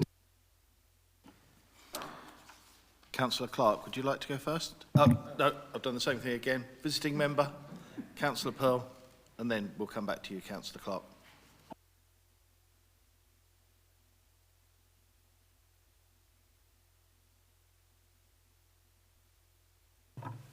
Thank you, Chairman. I'd like to talk about two of these sites, being Maidstone Riverside, which now seems to be the posh name for my street, St. Peter's Street, and what is now termed, and the northern part of what's now termed Maidstone West, which in old money is the bottom of St. Peter's Street. As of this Thursday, I've lived on St. Peter's Street for 14 years now. And in that time, this council has never failed to disappoint when it comes to building and development. And I know some of you have heard this before at that behind the closed doors P&R meeting, but two examples that I can cite for you was when I got my legal pack originally, it had the Section 106 agreement in it for the lovely new footbridge over the river. And obviously, 14 years later, I'm still waiting for that footbridge because we sort of let the developer off on that occasion. My other favourite example is the... Can I ask you just to be a little closer to the microphone? My other favourite example is that at the time I moved in, there was still extant planning permission for what was application 01/1818, which was described as a Class A3 quality restaurant with landscape piazza, with improved pedestrian access from the riverside and associated parking. And I'll spare you the blow-by-blow account of what actually happened with that application, but history records that we got the travel lodge. So it is with some trepidation that I find myself reading this planning guidance. Now, if I might take the northern part of Maidstone West first, I can only say that sort of the suggestion of 281 flats crammed over 14 stories, the guidance uses the phrase a landmark building, I think, which must be marketing spin. To sort of paraphrase Barack Obama, you can put lipstick on a pig, but it's still going to be a pig. It's going to be an eyesore, and more to the point, it's going to be totally out of keeping with the rest of the town and the riverside. On the west bank of the Medway, we do not have any buildings extending more than 5 or 6 stories. And obviously 14 stories is therefore somewhat excessive. I fail to see how that can be compliant with the MPPF in terms of efficient use of land, which, as some people know, is caveated to say, to keep in, I think the phrase is to keep it, to take into account the desirability of maintaining the character and setting of the location, or indeed our own policy DM5 on brownfield sites. Likewise, the density, compared to what we've got in our local plan, the density appears to be off the scale. DM12 talks about, I think it's 45 to 170 units per hectare, which I'm informed is a continental term meaning 2.5 acres. This proposal is for 221 units per hectare, which of course is, as I say, is rather off the scale and more than twice the midpoint on our scale. So I can't see why on earth we have this in our, our guidance suggesting this would be acceptable when surely it would not be. And obviously, with this density comes the small problem. If you have 281 units there and only 125 parking spaces, you haven't got enough parking. My other issue with the Maidstone West proposal is this idea that's mentioned a few times. In order to make it work, we're supposedly going to move the war memorial. Now, talk about twisting the knife for the townspeople. Not only would we be talking about inflicting an eyesore of a building, hundreds of flats without parking and with the usual sort of potential traffic issues, but then we're going to desecrate the war memorial as well. It's sort of, it's a bit like sort of suggesting we're going to close down all the sweet shops or ban Christmas or something in order to make it work. So I would strongly urge you, please, to send the Maidstone West guidance back to the drawing board and to start again, please. With regards to Maidstone Riverside, I have a slightly more benign mixed view of it. It has improved considerably since the original Savills proposal, so we are down 300 units now, which makes it rather less cramped. And as Mr. Jarman said, we're talking about more green space and trees and so forth. So I do prefer it, and also it does open the door to the possibility of new facilities like primary school and so forth. My concern, though, is that the guidance is written in such terms that that those facilities are like an optional extra. I really do not think that that's a sort of sensible way of going forward. If we are to achieve a sort of positive and balanced regeneration of the riverside, this planning guidance needs to give a clear sort of consolidated statement of deliverables for the community. And in my notes here, I've just got the word letter, but I haven't got that in front of me, so I can't read you the list, but I believe I referred in my letter to you all to the need for a new primary school, a GP surgery, the much rather late footbridge over the river, significant enhancements to the roads and to the pavements. Ultimately, I'd like to see, I think we'd all like to see a reduction in travel movements by taking out the the sort of the netting effect of taking out the retail traffic, for example, along the street and so on and so forth. And the reason that I really do urge you to insert such a sort of clear statement is because if we're not firm in wanting these things, we're not going to get them. You know, if the high-class restaurant with the landscape piazza can become a travel lodge with a snack machine, just sort of imagine what this guidance could end up delivering if we're not clear on this. If the school is merely optional, and there's the alternative is just to carry on building flats there, and okay, 20% townhouses, the land prices will adjust accordingly, and the school will become won't be viable. We need to insist on that school, and likewise the GP surgery and so on and so forth. And you know, if the pavements remain unsafe for pedestrians, and if parts of the area are actually inaccessible for wheelchair users, or indeed, you know, parents with young children, because we haven't insisted on repairing the road, or indeed, you know, if we don't make it easier for people to walk or to cycle into town, then I'd sort of question whether this is genuinely a sustainable location. We need these things to make for this to be the proverbial sustainable location. So, you know, with Maidstone Riverside, I'd sort of urge you, you know, pass this if you must, but please, I would urge you to insist that my residents get the facilities they deserve. Thank you. Thank you, Councillor. Councillor Clark. Thank you, Chairman. I want to, clearly master planning all of these sites is going to be significantly beneficial to the town rather than piecemeal conversion of commercial space into residential.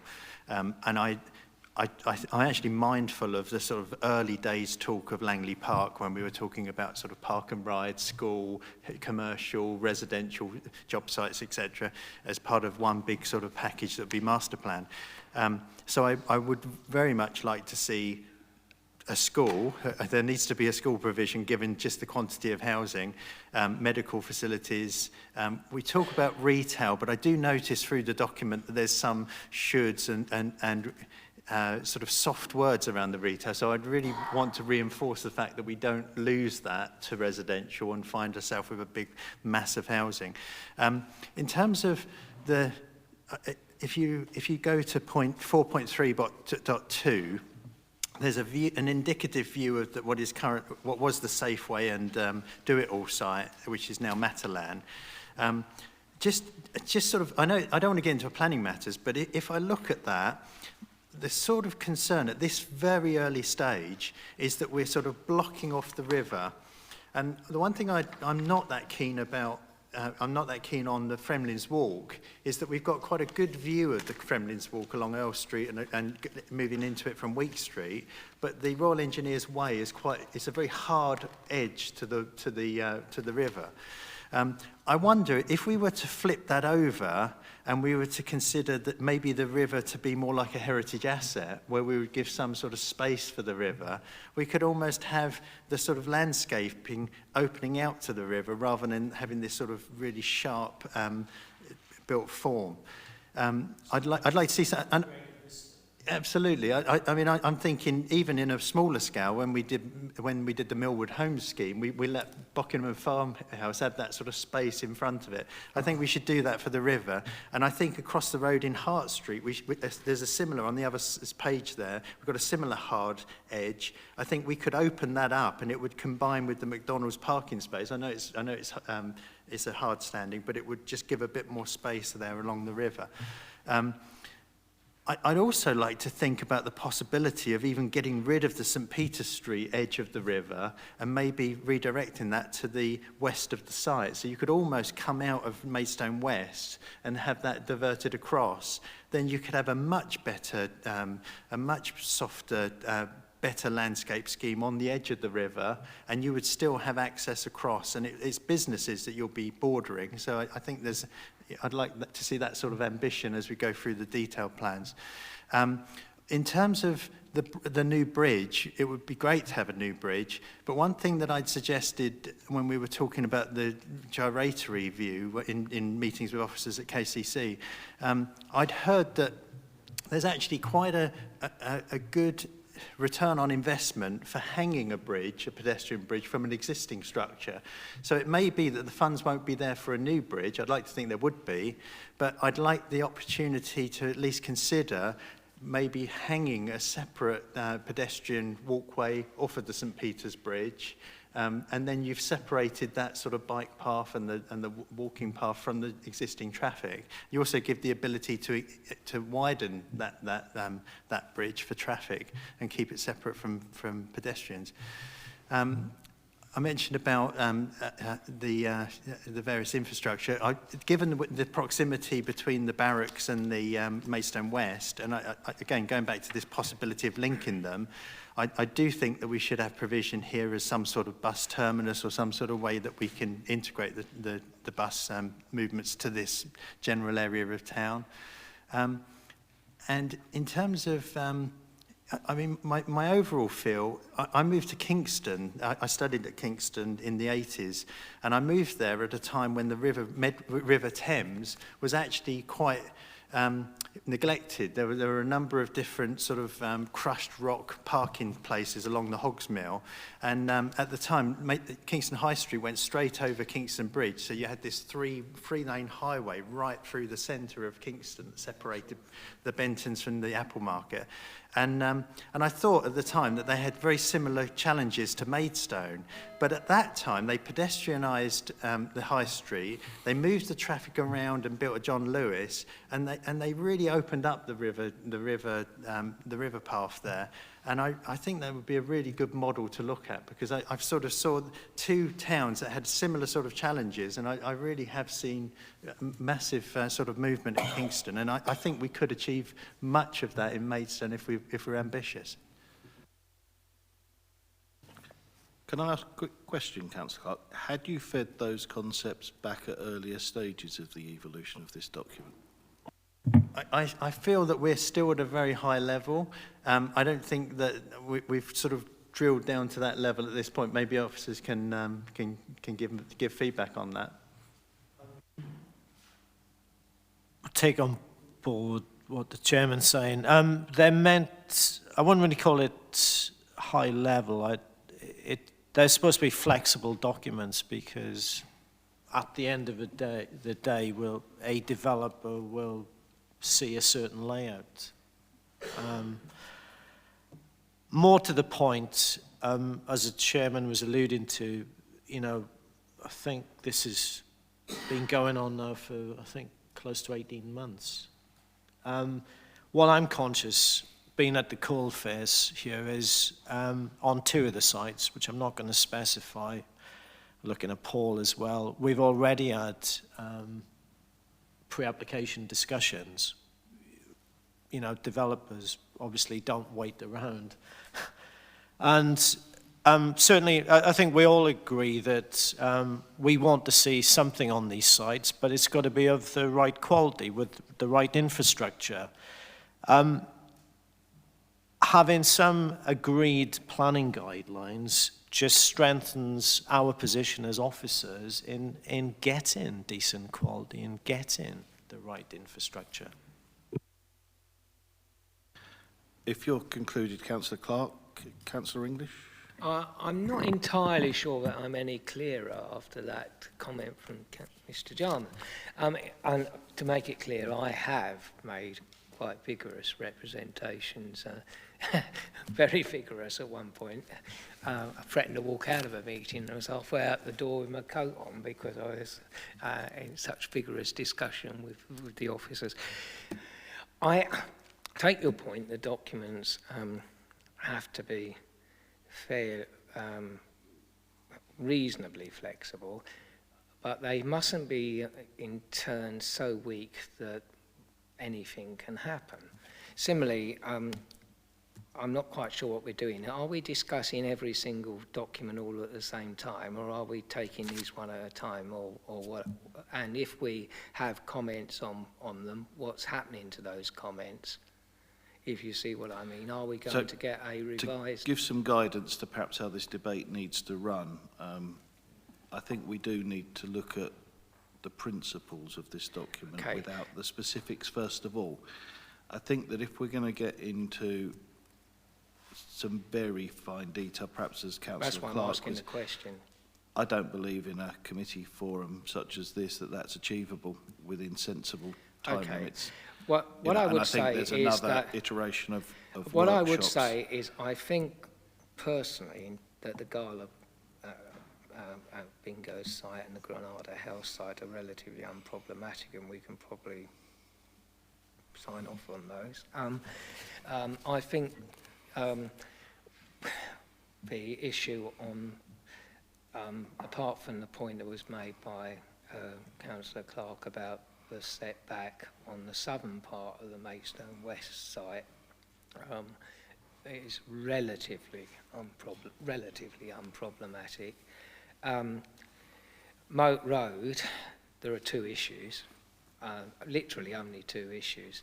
The Riverside one and Maidstone West are much more complex, and I think might be quite difficult to actually.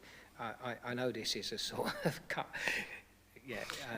Yeah, the point you're making is asking, there's perhaps different tiers of complication of provision. Because I think we could probably agree maybe three of them without too much discussion. So, can I just halt you there for a second, because I think Councillor Mumford's going to say something. When he does that agitated look, you normally got something really useful to contribute. Right.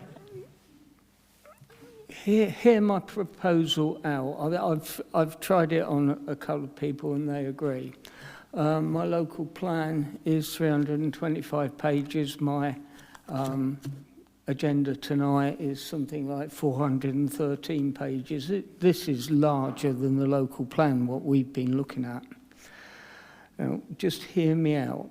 What I'd like to propose is that we defer this for one cycle. During that downtime, we've already heard the introduction. During that downtime, we email to Mr. Jarman our questions and concerns. And when it comes back to this committee, Mr. Jarman doesn't introduce it. He comes up with a paper answering those points that you've put forward.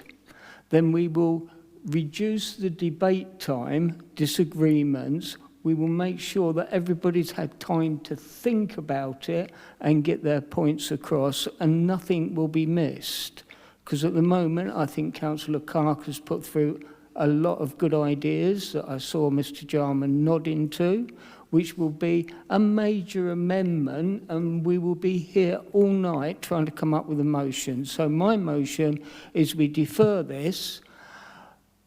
We don't have an email debate. We send our points to Mr. Jarman, either by carrier pigeon, email, or whatever means you like. And the next cycle, he comes back and answers those points.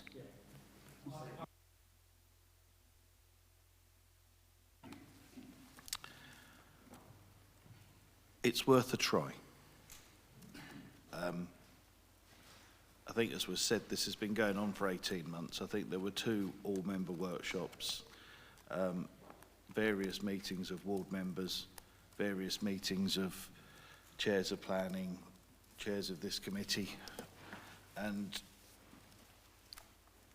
I sat as an observer at a fair few of those, watching Mr. Jarman watch the ball go backwards and forwards over the tennis net, because it was ping pong. I think we try what you've suggested.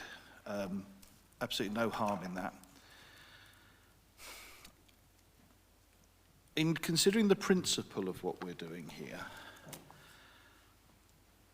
we're almost writing a future planning application, and I think perhaps when Councillor Mumford and I chatted about if what's in here came on an application, how could you possibly say no? Because it's what we asked for. And I do just wonder if there's an element of that we're actually trying to be too detailed. And I'm craving a step back that says we see the potential for this kind of numbers. You know, we see the need for school to support it. We see the need for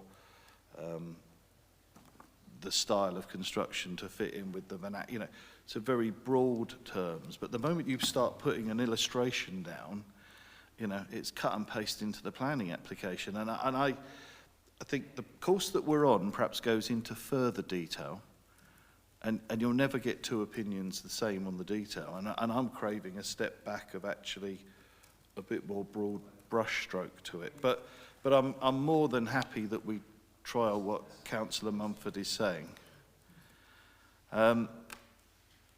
So Councillor Garton, you're the only one indicating a brief comment, and then perhaps I'll just take a decision on what Councillor Mumford is suggesting. I'm broadly in favour of Councillor Mumford's suggestion. However, as we just realised, we're trying to get too much into detail. We're trying to set a master plan to stop piecemeal development. And this is a pretty good idea, and some clever people who are experienced in the field of master planning had to look over this for 18 months with councillors' input. I think it would be much more helped if we just accept this as the master plan, possibly with a few caveats which we can put towards Mr. Jarman. I certainly personally would have my reservations about a 14-storey building in the middle of Maidstone.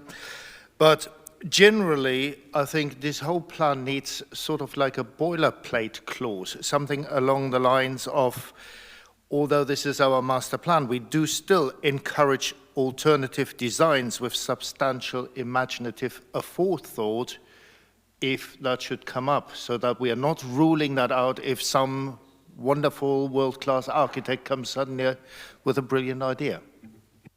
So may I suggest that perhaps is almost email number one, to actually put that form of words together as an overarcher to be considered when this does come back. Just thinking through timescales and logistics here,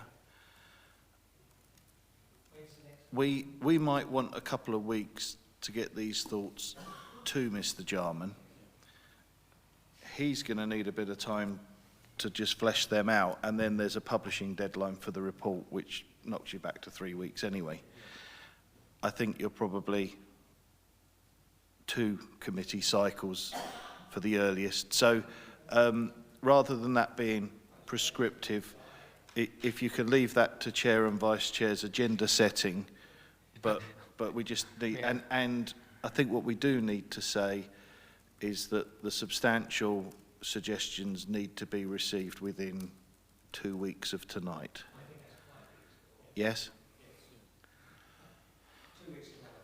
2 weeks tomorrow morning, yes. You know, but it's that, and I'm sure if it was 10 minutes late, it would still get consideration. But it's no good doing it the night before the report. Are these comments just from the people from this committee, or are all councillors invited to make comments? It's a very good point you make. Councillor Mumford, it was your suggestion. You answer that one. Yeah, it's already been open to workshops, etc., for full council. I suggest that we open it up to this committee and ward councillors that are affected.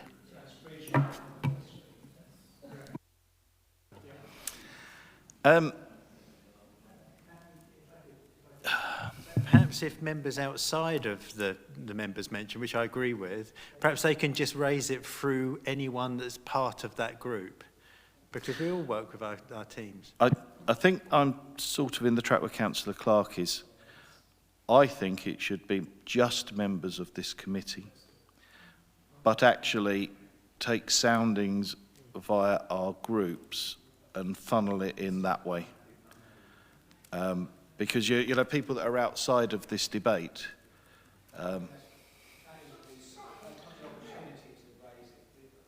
yes, I think we need to bring that through that way.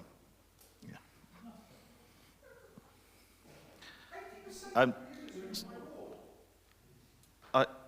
sorry there are no speaking rights at this time, but so that's my suggestion. I'm not the decision maker on that, but does that seem like a sensible filter to actually concentrate this to a conclusion?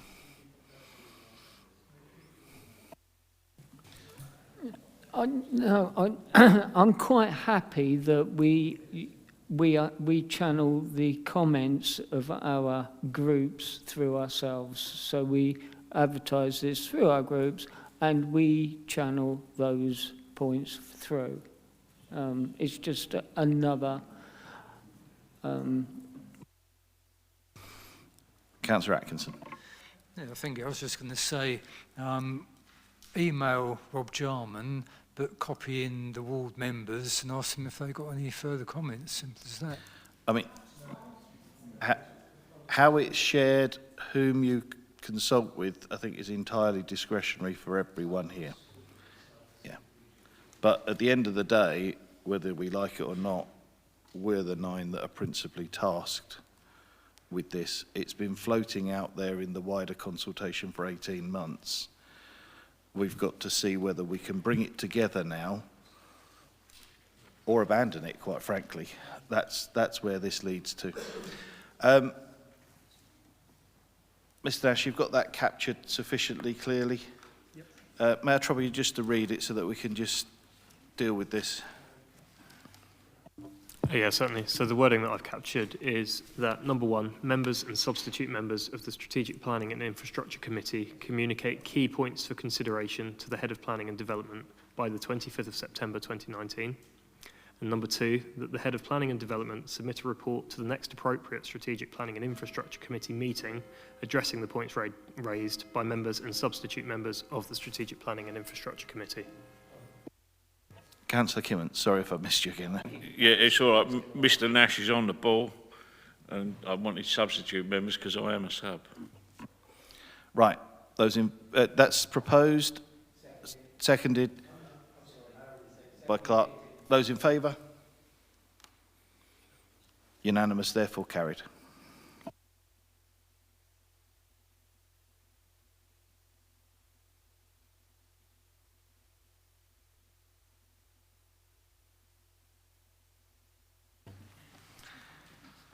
We now found ourselves at agenda item 18, draft affordable local needs housing supplementary planning document. Mr. Egerton. Thank you, Chairman. In terms of item 18, government guidance allows the production of supplementary planning documents to build upon and provide more detail, advice or guidance on policies in an adopted local plan. As they do not form part of the Council's development plan, they cannot introduce new planning policies into that development plan. Policies SP19 and SP20 of Maidstone's adopted plan refer to the production of an affordable and local needs housing supplementary planning document to expand on how the proposals contained in those policies will be implemented. Requirements associated with the production of supplementary planning documents are contained in government regulations. The Council also needs to comply with the requirements of its adopted Statement of Community Involvement. Consultancy Adams Integra was appointed to take forward this supplementary planning document, which has now reached the stage of having been drafted, so we have a first draft. While preparing this SPD, consultation took place with developers and registered providers, and a working group took place for Council members. In accordance with the statutory requirements, a consultation statement has been produced setting out a summary of the main issues raised by those consulted and how those issues have been addressed in the supplementary planning document itself. The draft SPD is provided with the report as Appendix 1 and the consultation statement is provided as Appendix 2. Now, I should point out to members at this stage, for the sake of clarity, that Appendix 1, the SPD, starts on page 329 of the pack, and Appendix 2, the consultation statement, starts at page 375. There are also 2 appendices contained within the consultation statement, and these are also provided within Appendix 2 of this report. The SPD has various purposes, including facilitating negotiations and providing certainty for landowners, lenders, house builders and registered providers regarding the Council's expectations for affordable and local needs housing provision in specific development schemes. This includes guidance on the range of approaches, standards and mechanisms required to deliver a range of housing to meet identified needs. As such, the SPD is intended to facilitate delivery of truly affordable homes in the borough, but within the parameters of adopted policy. Regarding the content of the SPD, a chapter-by-chapter summary is provided in the report, so I won't go into full detail in the verbal. The matters that are covered include the national and local context, including the evidence for need.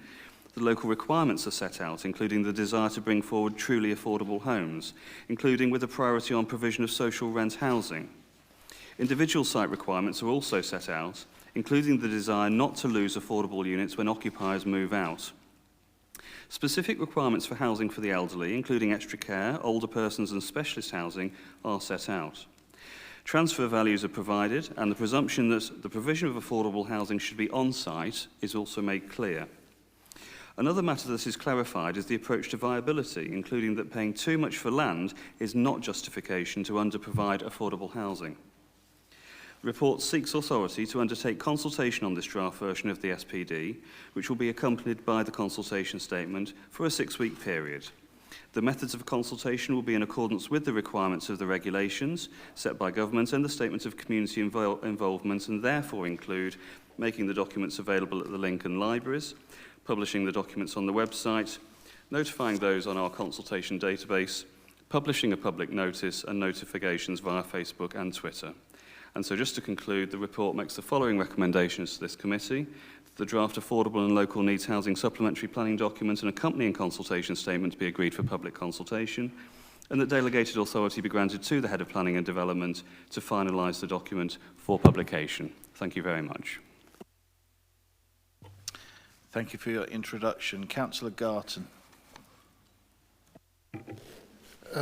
Yes, I just, when I read this report, it showed rather outdated data. I mean, we're looking here at, for example, at 5.733 on page 339.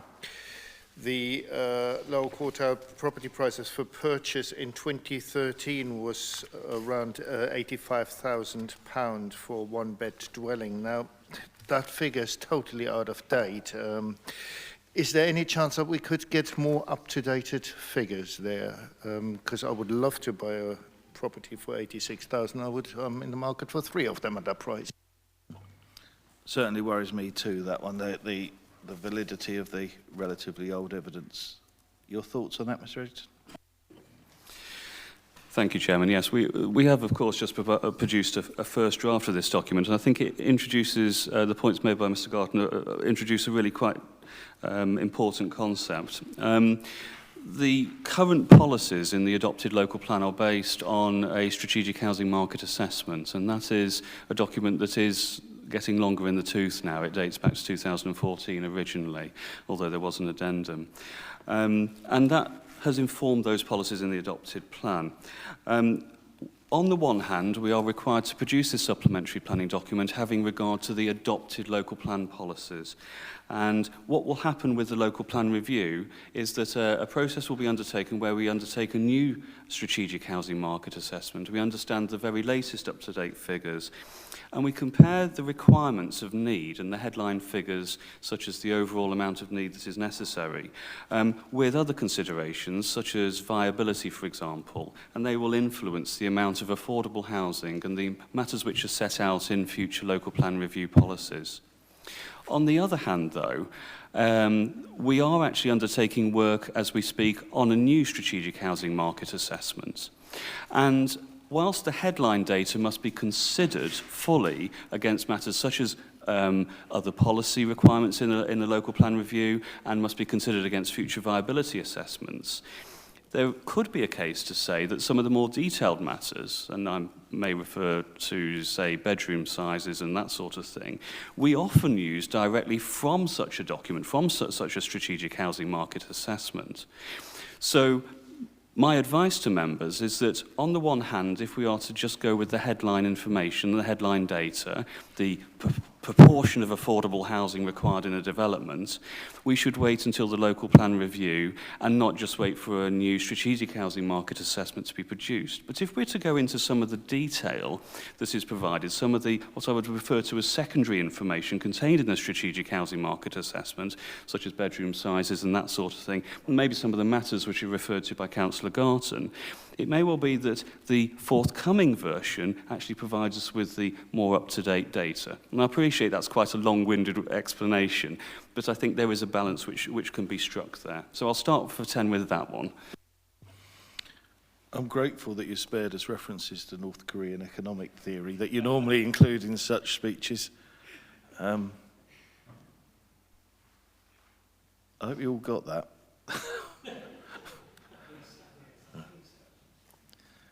Okay. Chair, can I make a slight comment? Legal would like to chip in. Please chip in. I think the short version of that is that this is a living document, as it says in it, and it will change with as things change. But what we need is a starting point to get this going, because it is a requirement of the local plan. So that's what he said, was it? So extending that a little further, my question is, to do an SPD, go through formal consultation, get this adopted, a fair amount of work, and we could be faced with repeating aspects of it fairly soon, because our timescale for the plan, and surely we need that SHMA information pretty quickly now. It crossed over into one of our previous debates of this is definitely worth doing on the old evidence and not worth waiting 6 months, 12 months and actually doing it on the up-to-date stuff. That's my question.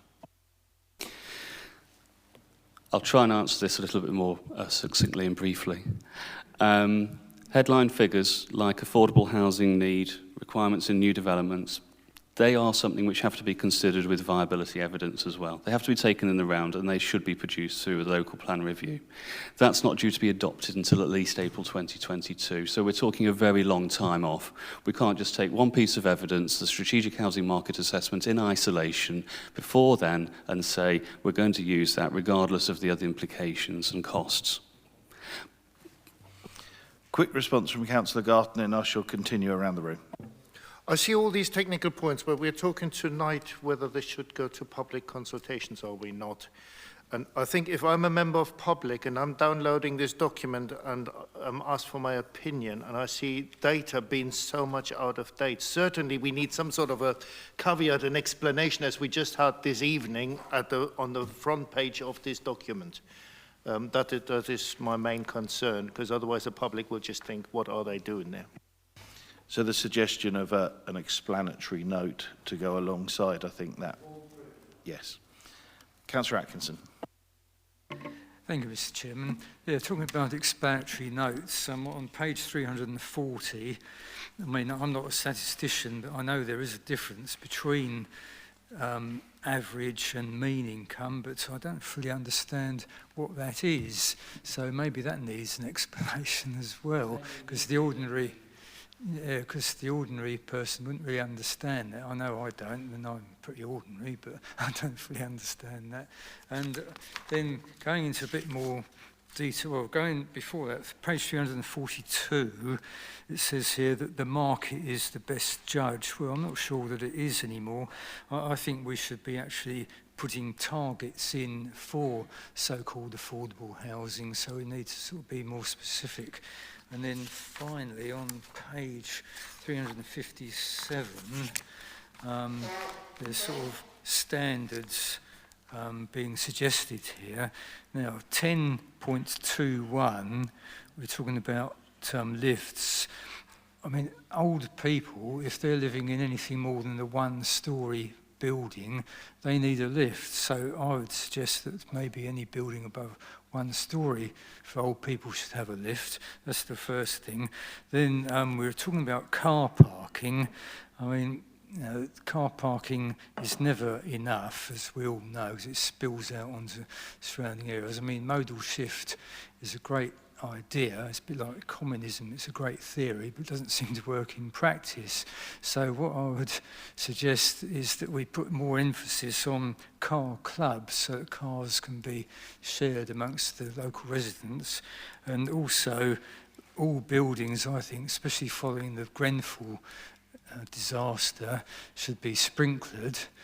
I think that should be essential. I think that should be incorporated, and they should all be built to mobility standards. So if someone, in any of these has a disabled relative or is disabled themselves, they can get in easily without having to go up steps and things like that. It's easy enough to build new build to mobility standards, so you don't need a separate sort of mobility entrance.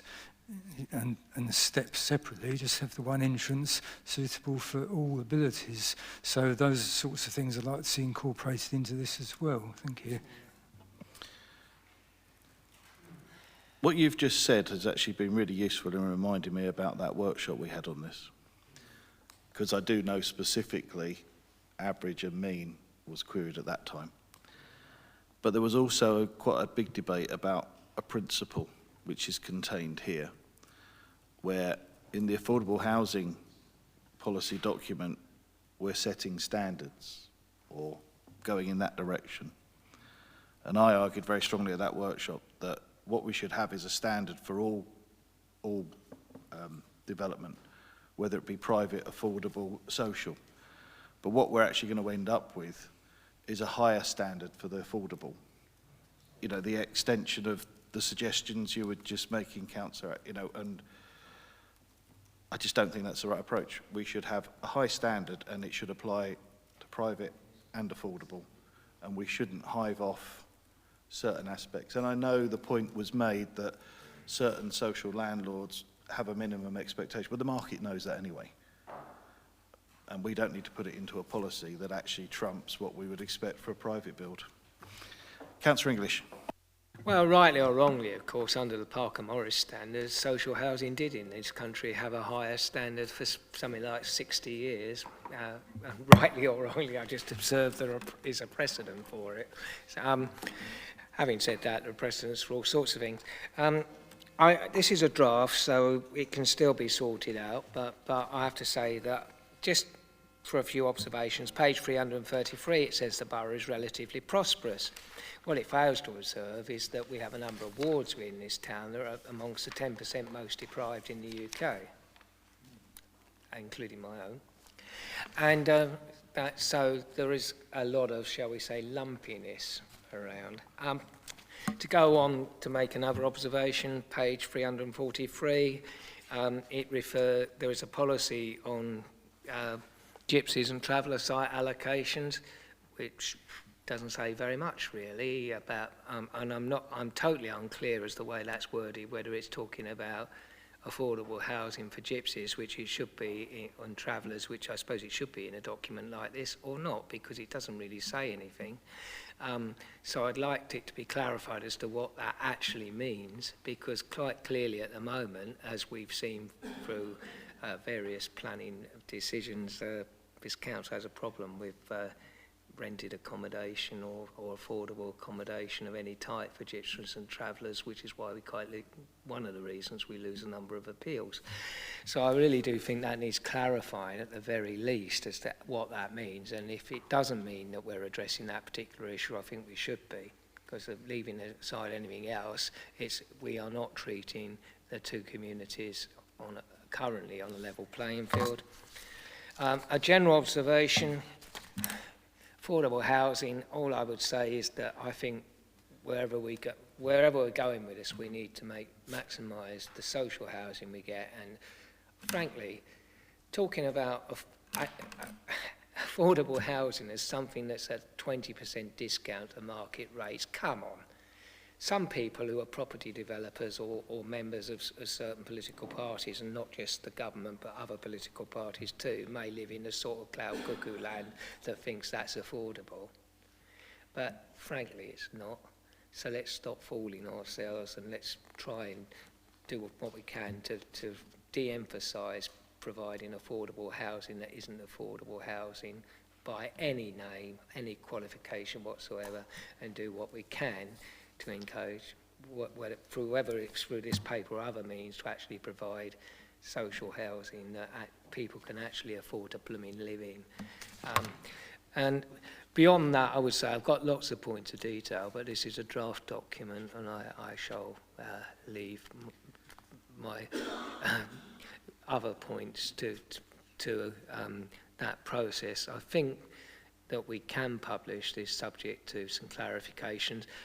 Just on the point on averages, I assume, as there are 3 different types of averages, that we are talking about possibly median earnings as opposed to mean earnings. But if we mean median or mode, which is another type of average, can we please say so instead of using language that is frankly mathematically and in terms of language illiterate and innumerate in our reports? How substantial can the changes be post-consultation before it would need a second consultation? Thank you. That my concluding sentence right out of my mouth.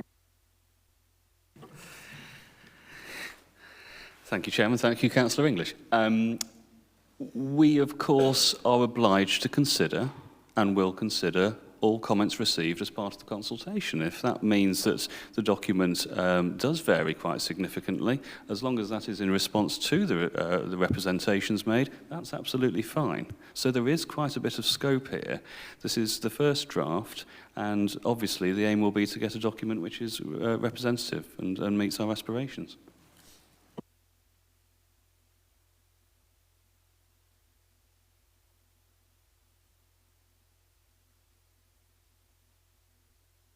Councillor Clark. Thank you, Chairman. I'm not going to go over points raised. There are 3 points I've got which all combine to have an effect on the planning committee. In actual fact, quite often we get schemes that come forward, and we hear that when it's being presented that on this particular scheme, it wasn't realistic to ask for affordable housing, and there'll be some sort of off-site provision, that sort of thing. And sometimes there's a little bit of inconsistency. Sometimes we see that developers have been given an indication that they may not need affordable housing, and other times we see a scheme, there's one in my ward where, or just in my ward, where there's a single sort of affordable home, affordable rent home that's set in with other $1 million homes, £1 million homes.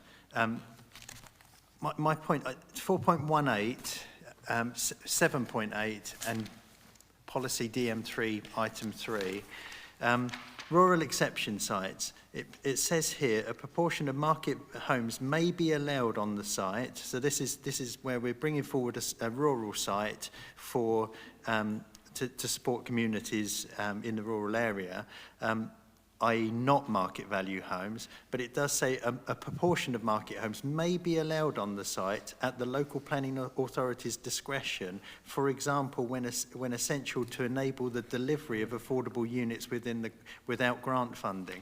Now, that's so wide open to abuse. You could almost say that Maidstone is going to use their discretion on this site.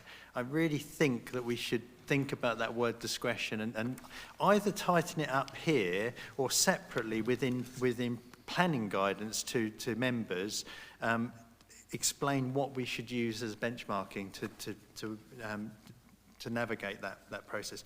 There's another one which is 7.8 on page 344 where it says the MBC local plan says that to support community integration, affordable housing will be provided on site, and alternative provision will not be accepted unless there are exceptional circumstances that justify it. Again, it's a very woolly statement that could mean one thing to one person and something completely different to others. And policy DM13, number 3, affordable local needs housing will remain available in perpetuity to meet the need for which it was permitted. This will be secured by planning conditions and or legal agreements as appropriate. Again, I think at a bare minimum, I think the planning committee really needs guidance on those 3 areas, but I think that we should try to sharpen them up in the document. I fully appreciate the comments which have been made by members. We'll just say, obviously, that policy DM13 is adopted. It's in the local plan. It's just been cut and pasted into the SPD itself. But I do fully appreciate the comments which have been made by members. I suppose the guidance I'd be looking for is whether or not members would be happy to bring those views forward as part of the consultation, or whether or not members are looking to have further alterations to the document prior to the first draft going out. Otherwise, we would get the representations made and we'd make sure that they were considered as part of the consultation. Okay, I'm happy to propose the papers as is, and I'm happy to provide you with the feedback, and I'm sure other members can do the same as part of the consultation. I'm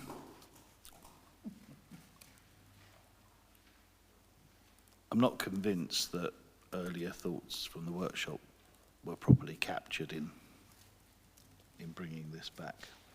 And because of the style of it being done at workshop, there's no audit trail on that. So I think there's a huge lesson to learn for future papers similarly that has 2 sittings at this committee. Wants to do that first stage, capturing that feedback, second to see the revision, and then it will culminate in a public consultation and further amendment if need be. Councillor Kimmons, I bet I know what you're going to say. You're probably right. Well, no, it makes me laugh when I hear the word affordable housing, because to me, the figures that I've seen there is no way is it affordable. I couldn't afford to live in a house that I'd have to pay that much rent for, and I live in social housing. And obviously, you're right, I'm going to talk about housing cooperatives, and it's nice to see that on page 358 of your papers, you will actually see that even though Maidstone Borough Council doesn't have an approved list, we are on the list. You've got 5 housing co-ops on there, which is nice to see. But then when you turn to page 376, out of them 5 co-ops, not one of them's been consulted. So why not? And I hope you all know how housing co-ops work. Just to give you a quick rundown, I've lived in my housing co-op for, it'll be 24 years next month. So next year, which will be our 25th year, our mortgage is paid. So our properties are all bought and paid for. So we'll be looking towards some sort of government grant to make our stock bigger, because we can borrow against our stock. But you've got also other housing co-ops there that are coming to the same position as us. So why? It was actually Maidstone Borough Council in conjunction with, I do believe, the Housing Corporation and the NHS, because ours is built on NHS or old NHS property, that instigated the co-op, and also Cooperative Housing Society Limited, which was then CDS, but it's now Housing Co-op Society Limited, actually built these properties. So why are Maidstone Borough Council not looking into doing this again? Because it's a great scheme. You did say exactly what I thought you would, and I'm really glad that you did, because I think you make such a valid point. And I think that's been heard and has been noted. Councillor Whelan. Thank you, Mr. Chairman. I do welcome this report, and I think, I mean, it's, as was said by Councillor English, that we do need to do something, and we speak about it a lot, to actually promote cheaper housing. I don't want to use affordable housing now. Cheaper housing, and especially rented housing and social rented housing, because we know that all of the, under lots of these measures, yes, we know lots of these homes are unaffordable for lots of people, and we continue and we ask for, you know, the delivery of social rented housing and the issues with delivering them. So I greatly support this coming forward. Also, enforcing, you know, the requirement that these homes have to be, you know, delivered on site, because we want the communities integrated, and that is so very, very important that we do that, and that, you know, when they are, if they are not provided on site, the exceptional circumstances need to be demonstrably exceptional, because it's important for our society that actually we do it properly. So anything which actually forwards the delivery of this and makes it work properly has got to be welcomed. I mean, you know, when it comes to affordability, lots of us my age, when we were buying homes, mortgages were 3 times salary, and actually virtually nowhere can get a house for 7 times here at the moment, or something like that. And so house prices have got ridiculously out of the reach of most people, whereas, you know, when we were 20 and 30, an awful lot of people had a reasonable expectation of being able to buy something. It's not like that at the moment, and we have to do as much as we can to make sure that we do provide homes. Our major issue at the moment is rented and social rented, and anything which advances that, we should move it as fast as possible.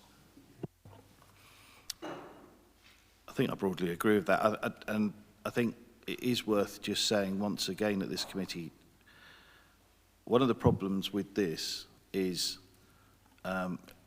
so much of it is calculated off of a median. And I nearly was going to say nobody earns the median in Maidstone. Well, one person does. But there's a ton of people that are in the 20 grand bracket. There's a very healthy number that are probably in the 100 grand bracket off to London. But there aren't actually very many in Maidstone in that middle bit. And we hang this all off of the median, which is why when we talk about what is affordable, it's so unaffordable to those that can't afford it, because they're a mile off the median. And I think you've got the same nasty effect comes through in the affordability uplift calculation to our housing target. You know, the multiple of the median to average earnings, you know, it doesn't relate. It might work against us and you end up with a bigger uplift, but it's a bit of a nonsense calculation. I don't know how we capture that in the consultation, or how we apply that to make a difference to this. Thank you, Chairman. I think one of the things which I found particularly interesting and I think has general agreement from what I can see is this introductory paragraph setting out that obviously some of the data here is getting older now, but I think that there's also the ability to say, you know, how the SPD has been framed. It does have an introduction and to refer to the fact that, you know, we recognise that the population is diverse. It's a general comment which it can be easily encapsulated rather than actually going into, say, specific detail on how certain things will be interpreted. So I wonder if there is a way forward there to actually acknowledge through the introduction the diversity which the SPD is seeking to sort of tackle and address.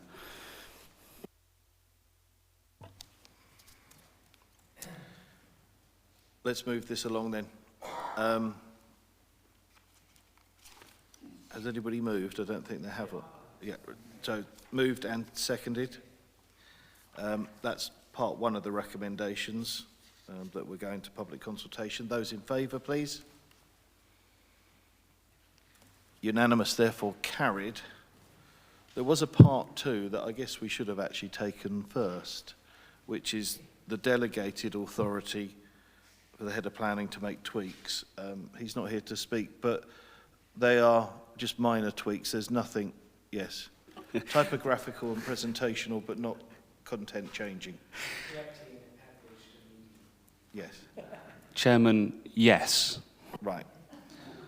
That being the case, members, are you all agreed with that? Thank you.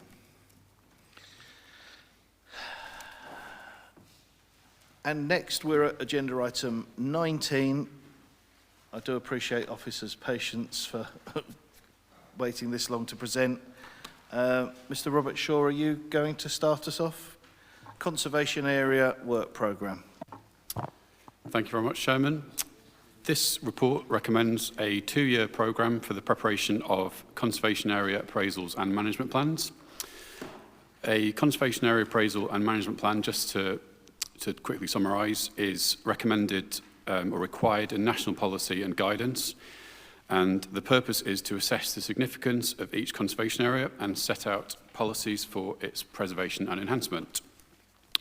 To just quickly summarise as well, of Maidstone's 41 conservation areas to date, 13 have a conservation area appraisal, a management plan, or both. These predominantly date from prior to 2011, when the previous work programme was up and running. Although since that time, specific funding has been identified for work at Linton and Bourton Munchelsea. Appendix 1 in this, attached to this report, sets out the current status of each conservation area, which area has which document, while Appendix 2 sets out a range of priorities based on current known factors. The proposed 2-year work programme is at paragraph 2.10 of the main report. Just to quickly explain how they've been prioritised, conservation areas have been prioritised to firstly cover outstanding work, which is effectively number 2, the second recommendation of the report, which is to complete the boundary reviews for Bourton Munchelsea, the quarries, and Bourton Munchelsea, the green, which was work agreed in 2017 but not taken forward due to lack of resources. This would then be followed by the 2 conservation areas on the Historic England Heritage at Risk Register, which are Maidstone Centre and Lenham Elmstone Hole. Both of these require a conservation area appraisal and management plan. Yalding has been prioritised because, for the reason that the Environment Agency is proposing or undertaking an extensive programme of flood resilience measures, which is forthcoming and currently underway. A conservation area appraisal and management plan would be beneficial to guide that work. And below that in the work programme are to complete the work on Chillington House and Ashford Road, both town centre appraisals. Thank you very much. Thank you for your introduction. Councillor Clark. Thank you, Chairman. I wanted to raise a point on page 403, 2.16. There's mention there that Lewes Parish Council was offered to assist with the production of the appraisal for Lewes Valley Conservation Area. It's my understanding that Tobble Parish Council is also offering to assist as part of their emerging local plan, neighbourhood plan. And that sort of brings me on to my point about the Lewes Valley.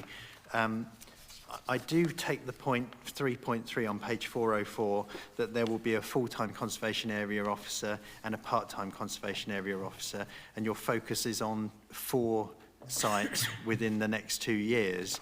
But given that funding is available beyond that from these parish councils, is there an opportunity for the parish to fund an element of an officer, a percentage of an officer, to bring the Lewes Valley up the list, so that that can be worked on in parallel to the other 4? Thank you for the question. I think we very much welcome the offer of voluntary assistance, and we're keen to kind of work that into our detailed work programme as we develop it for each area. I think we'd have to consider how we might augment our resources further with as you suggest. I think it could be very welcome. I think part of the challenge we have is trying to project manage the different areas and make sure each gets the sort of consistent level of attention with the appropriate research and so on. So there's an element of sort of management there. I wonder, I'm just raising this from your answer, I wonder if there may be an opportunity to maybe, as part of your resourcing, the 1.5 person, if a small amount of time could be spent at the beginning of that time to perhaps come up with a framework that could be shared with the different groups, and then they would at least be working to the same song sheet. And that one piece of work could then help all of the conservation area groups in moving towards the goal. I think that's a good suggestion. Thank you. Councillor English. Yes, and I welcome the suggestion that's just been made, which sort of covers half of what I was going to say, so I won't need to say that. All I would say is that I think everyone, officers and members alike, should be congratulated on the work that's been put in various places to secure some funding to take forward at least some work in this valuable area, because it's become quite obvious that there is a pressing need several pressing needs and reasons to undertake conservation area appraisals and management plans, both for their own sake and the value they add, but also as a planning tool in assessing developments. And the lack of them in a number of areas has been a real problem for members and officers in connected with the development control process. So it should be very helpful to the council and to the wider public, and indeed to developers, to see this work going forward. Hopefully the work will be of high quality, and I think that the plan set out with the addition that's just been made by Councillor Clark is a very sensible one. It's better to complete work that has already started than to leave that uncompleted and go off in a completely different direction, and then have to come back and complete that work years from now. So I think this is a good start. I would hope that well, I mustn't preempt further budget rounds in due course, but I think this is a very good piece of work coming forward. The committee and officers should be congratulated on securing it, particularly Councillor Mumford, and I hope that we will, in years to come, be able to look at further programmes going forward, but that depends on decisions made elsewhere in due course. So, if it hasn't been moved already, I'll move the recommendation with the addition of the comments made by Councillor Clark in terms of the template. Very good. So Councillor Clark is seconded. Councillor Mumford, I think you're next.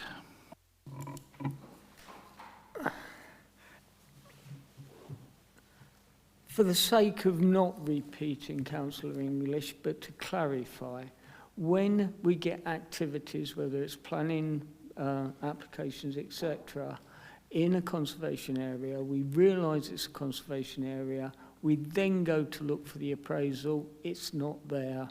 We look for the management plan, it's not telling us how to manage that area, and the conservation areas suffer. This is about retaining our heritage.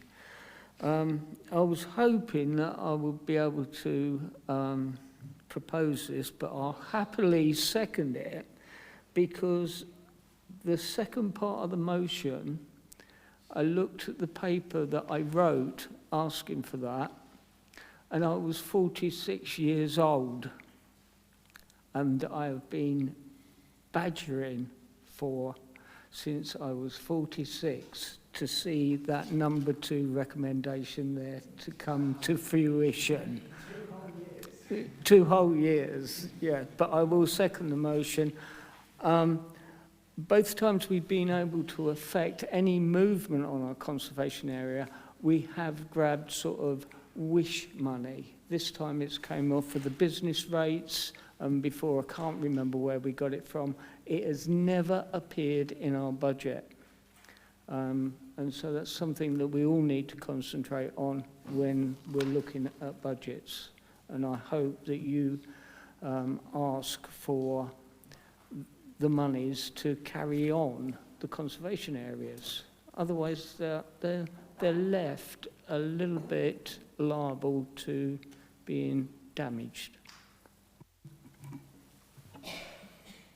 Slightly unorthodox to suggest this, but I wondered if there was any inclination to give way to the member of Bournemouth Chelsea that he might actually move the motion. I'd like to move this motion. I thought you might. And in which case you are seconded by Councillor Clark. Councillor Garton. Yeah, Councillor Councillor Mumford more or less took the words out of my mouth. I mean, looking at the table, that's page 406. We've got a whole page full of conservation areas. Some have been appraised more than 10 years ago. A lot of them don't seem to be been appraised at all. I think we need to make a point of strengthening conservation, strengthening conservation areas, the funding for it. And conservation areas are important part of our heritage, which is also important for tourism, which we want to promote in this borough, and which may be a considerable income to the borough as a whole.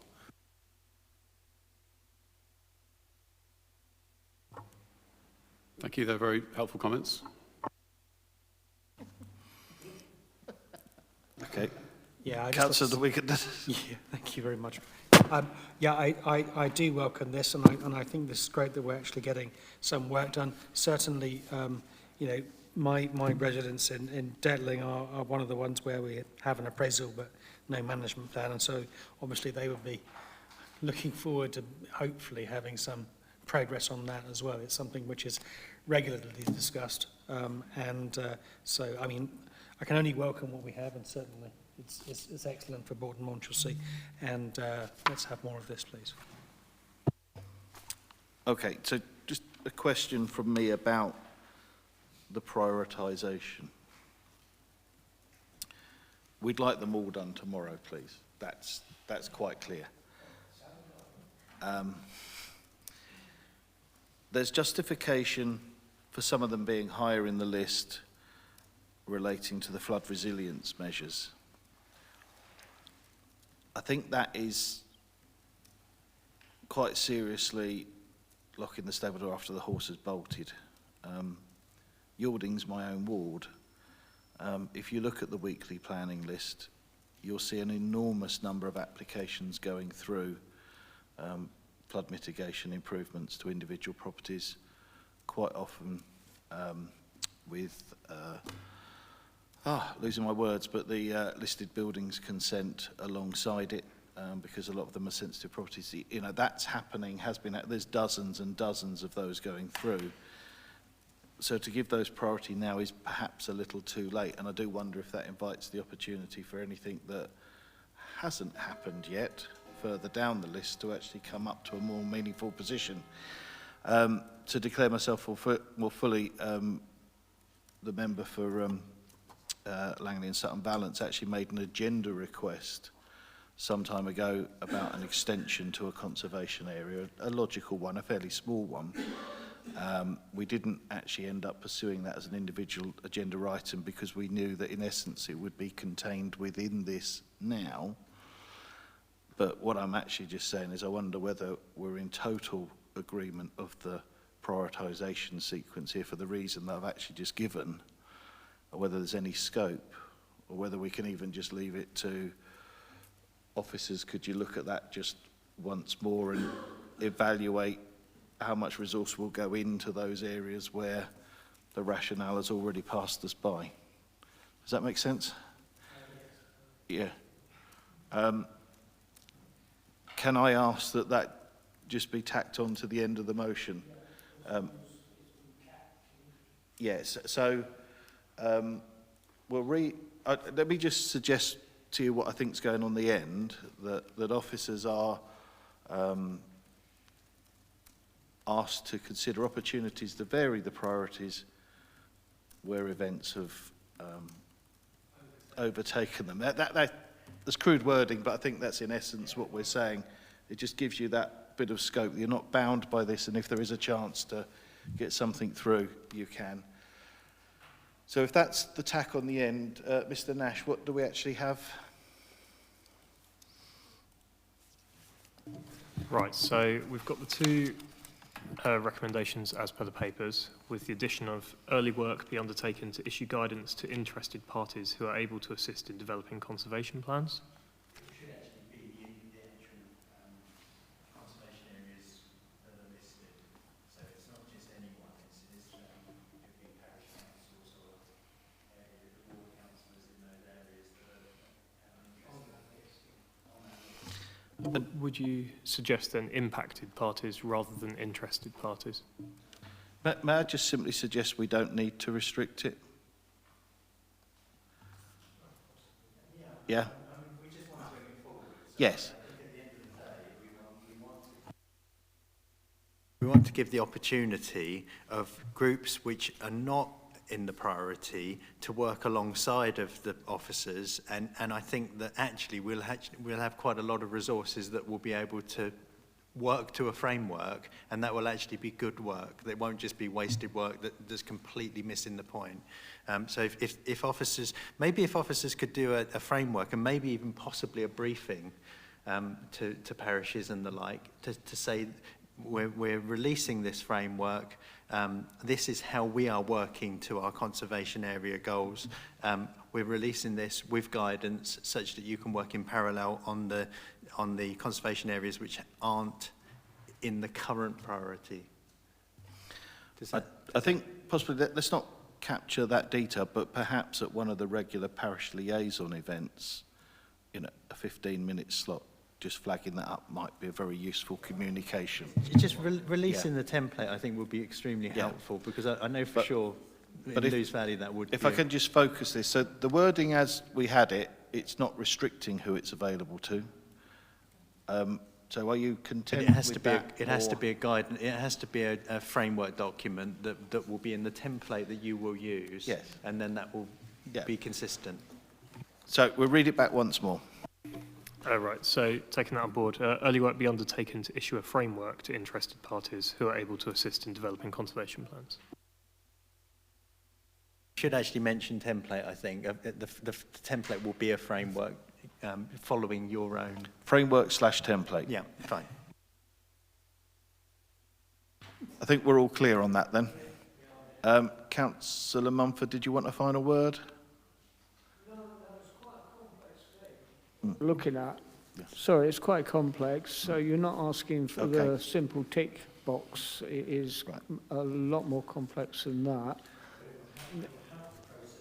Microphones if we're speaking. All right. I'm just saying to produce what you're asking to be produced, which is a framework, a template, is not just a tick box. I think what you're actually saying is if you start now, we'll on average be about 106 by the time we reach the point that you are. Yes. Members, the motion is made. That was the final edition of your own wording. And the final part, Mr. Nash? So there was a final addition there that officers are asked to consider opportunities to vary priorities where events have overtaken them. Okay, those in favour? Unanimous, therefore carried. Thank you, everyone, for your patient contributions.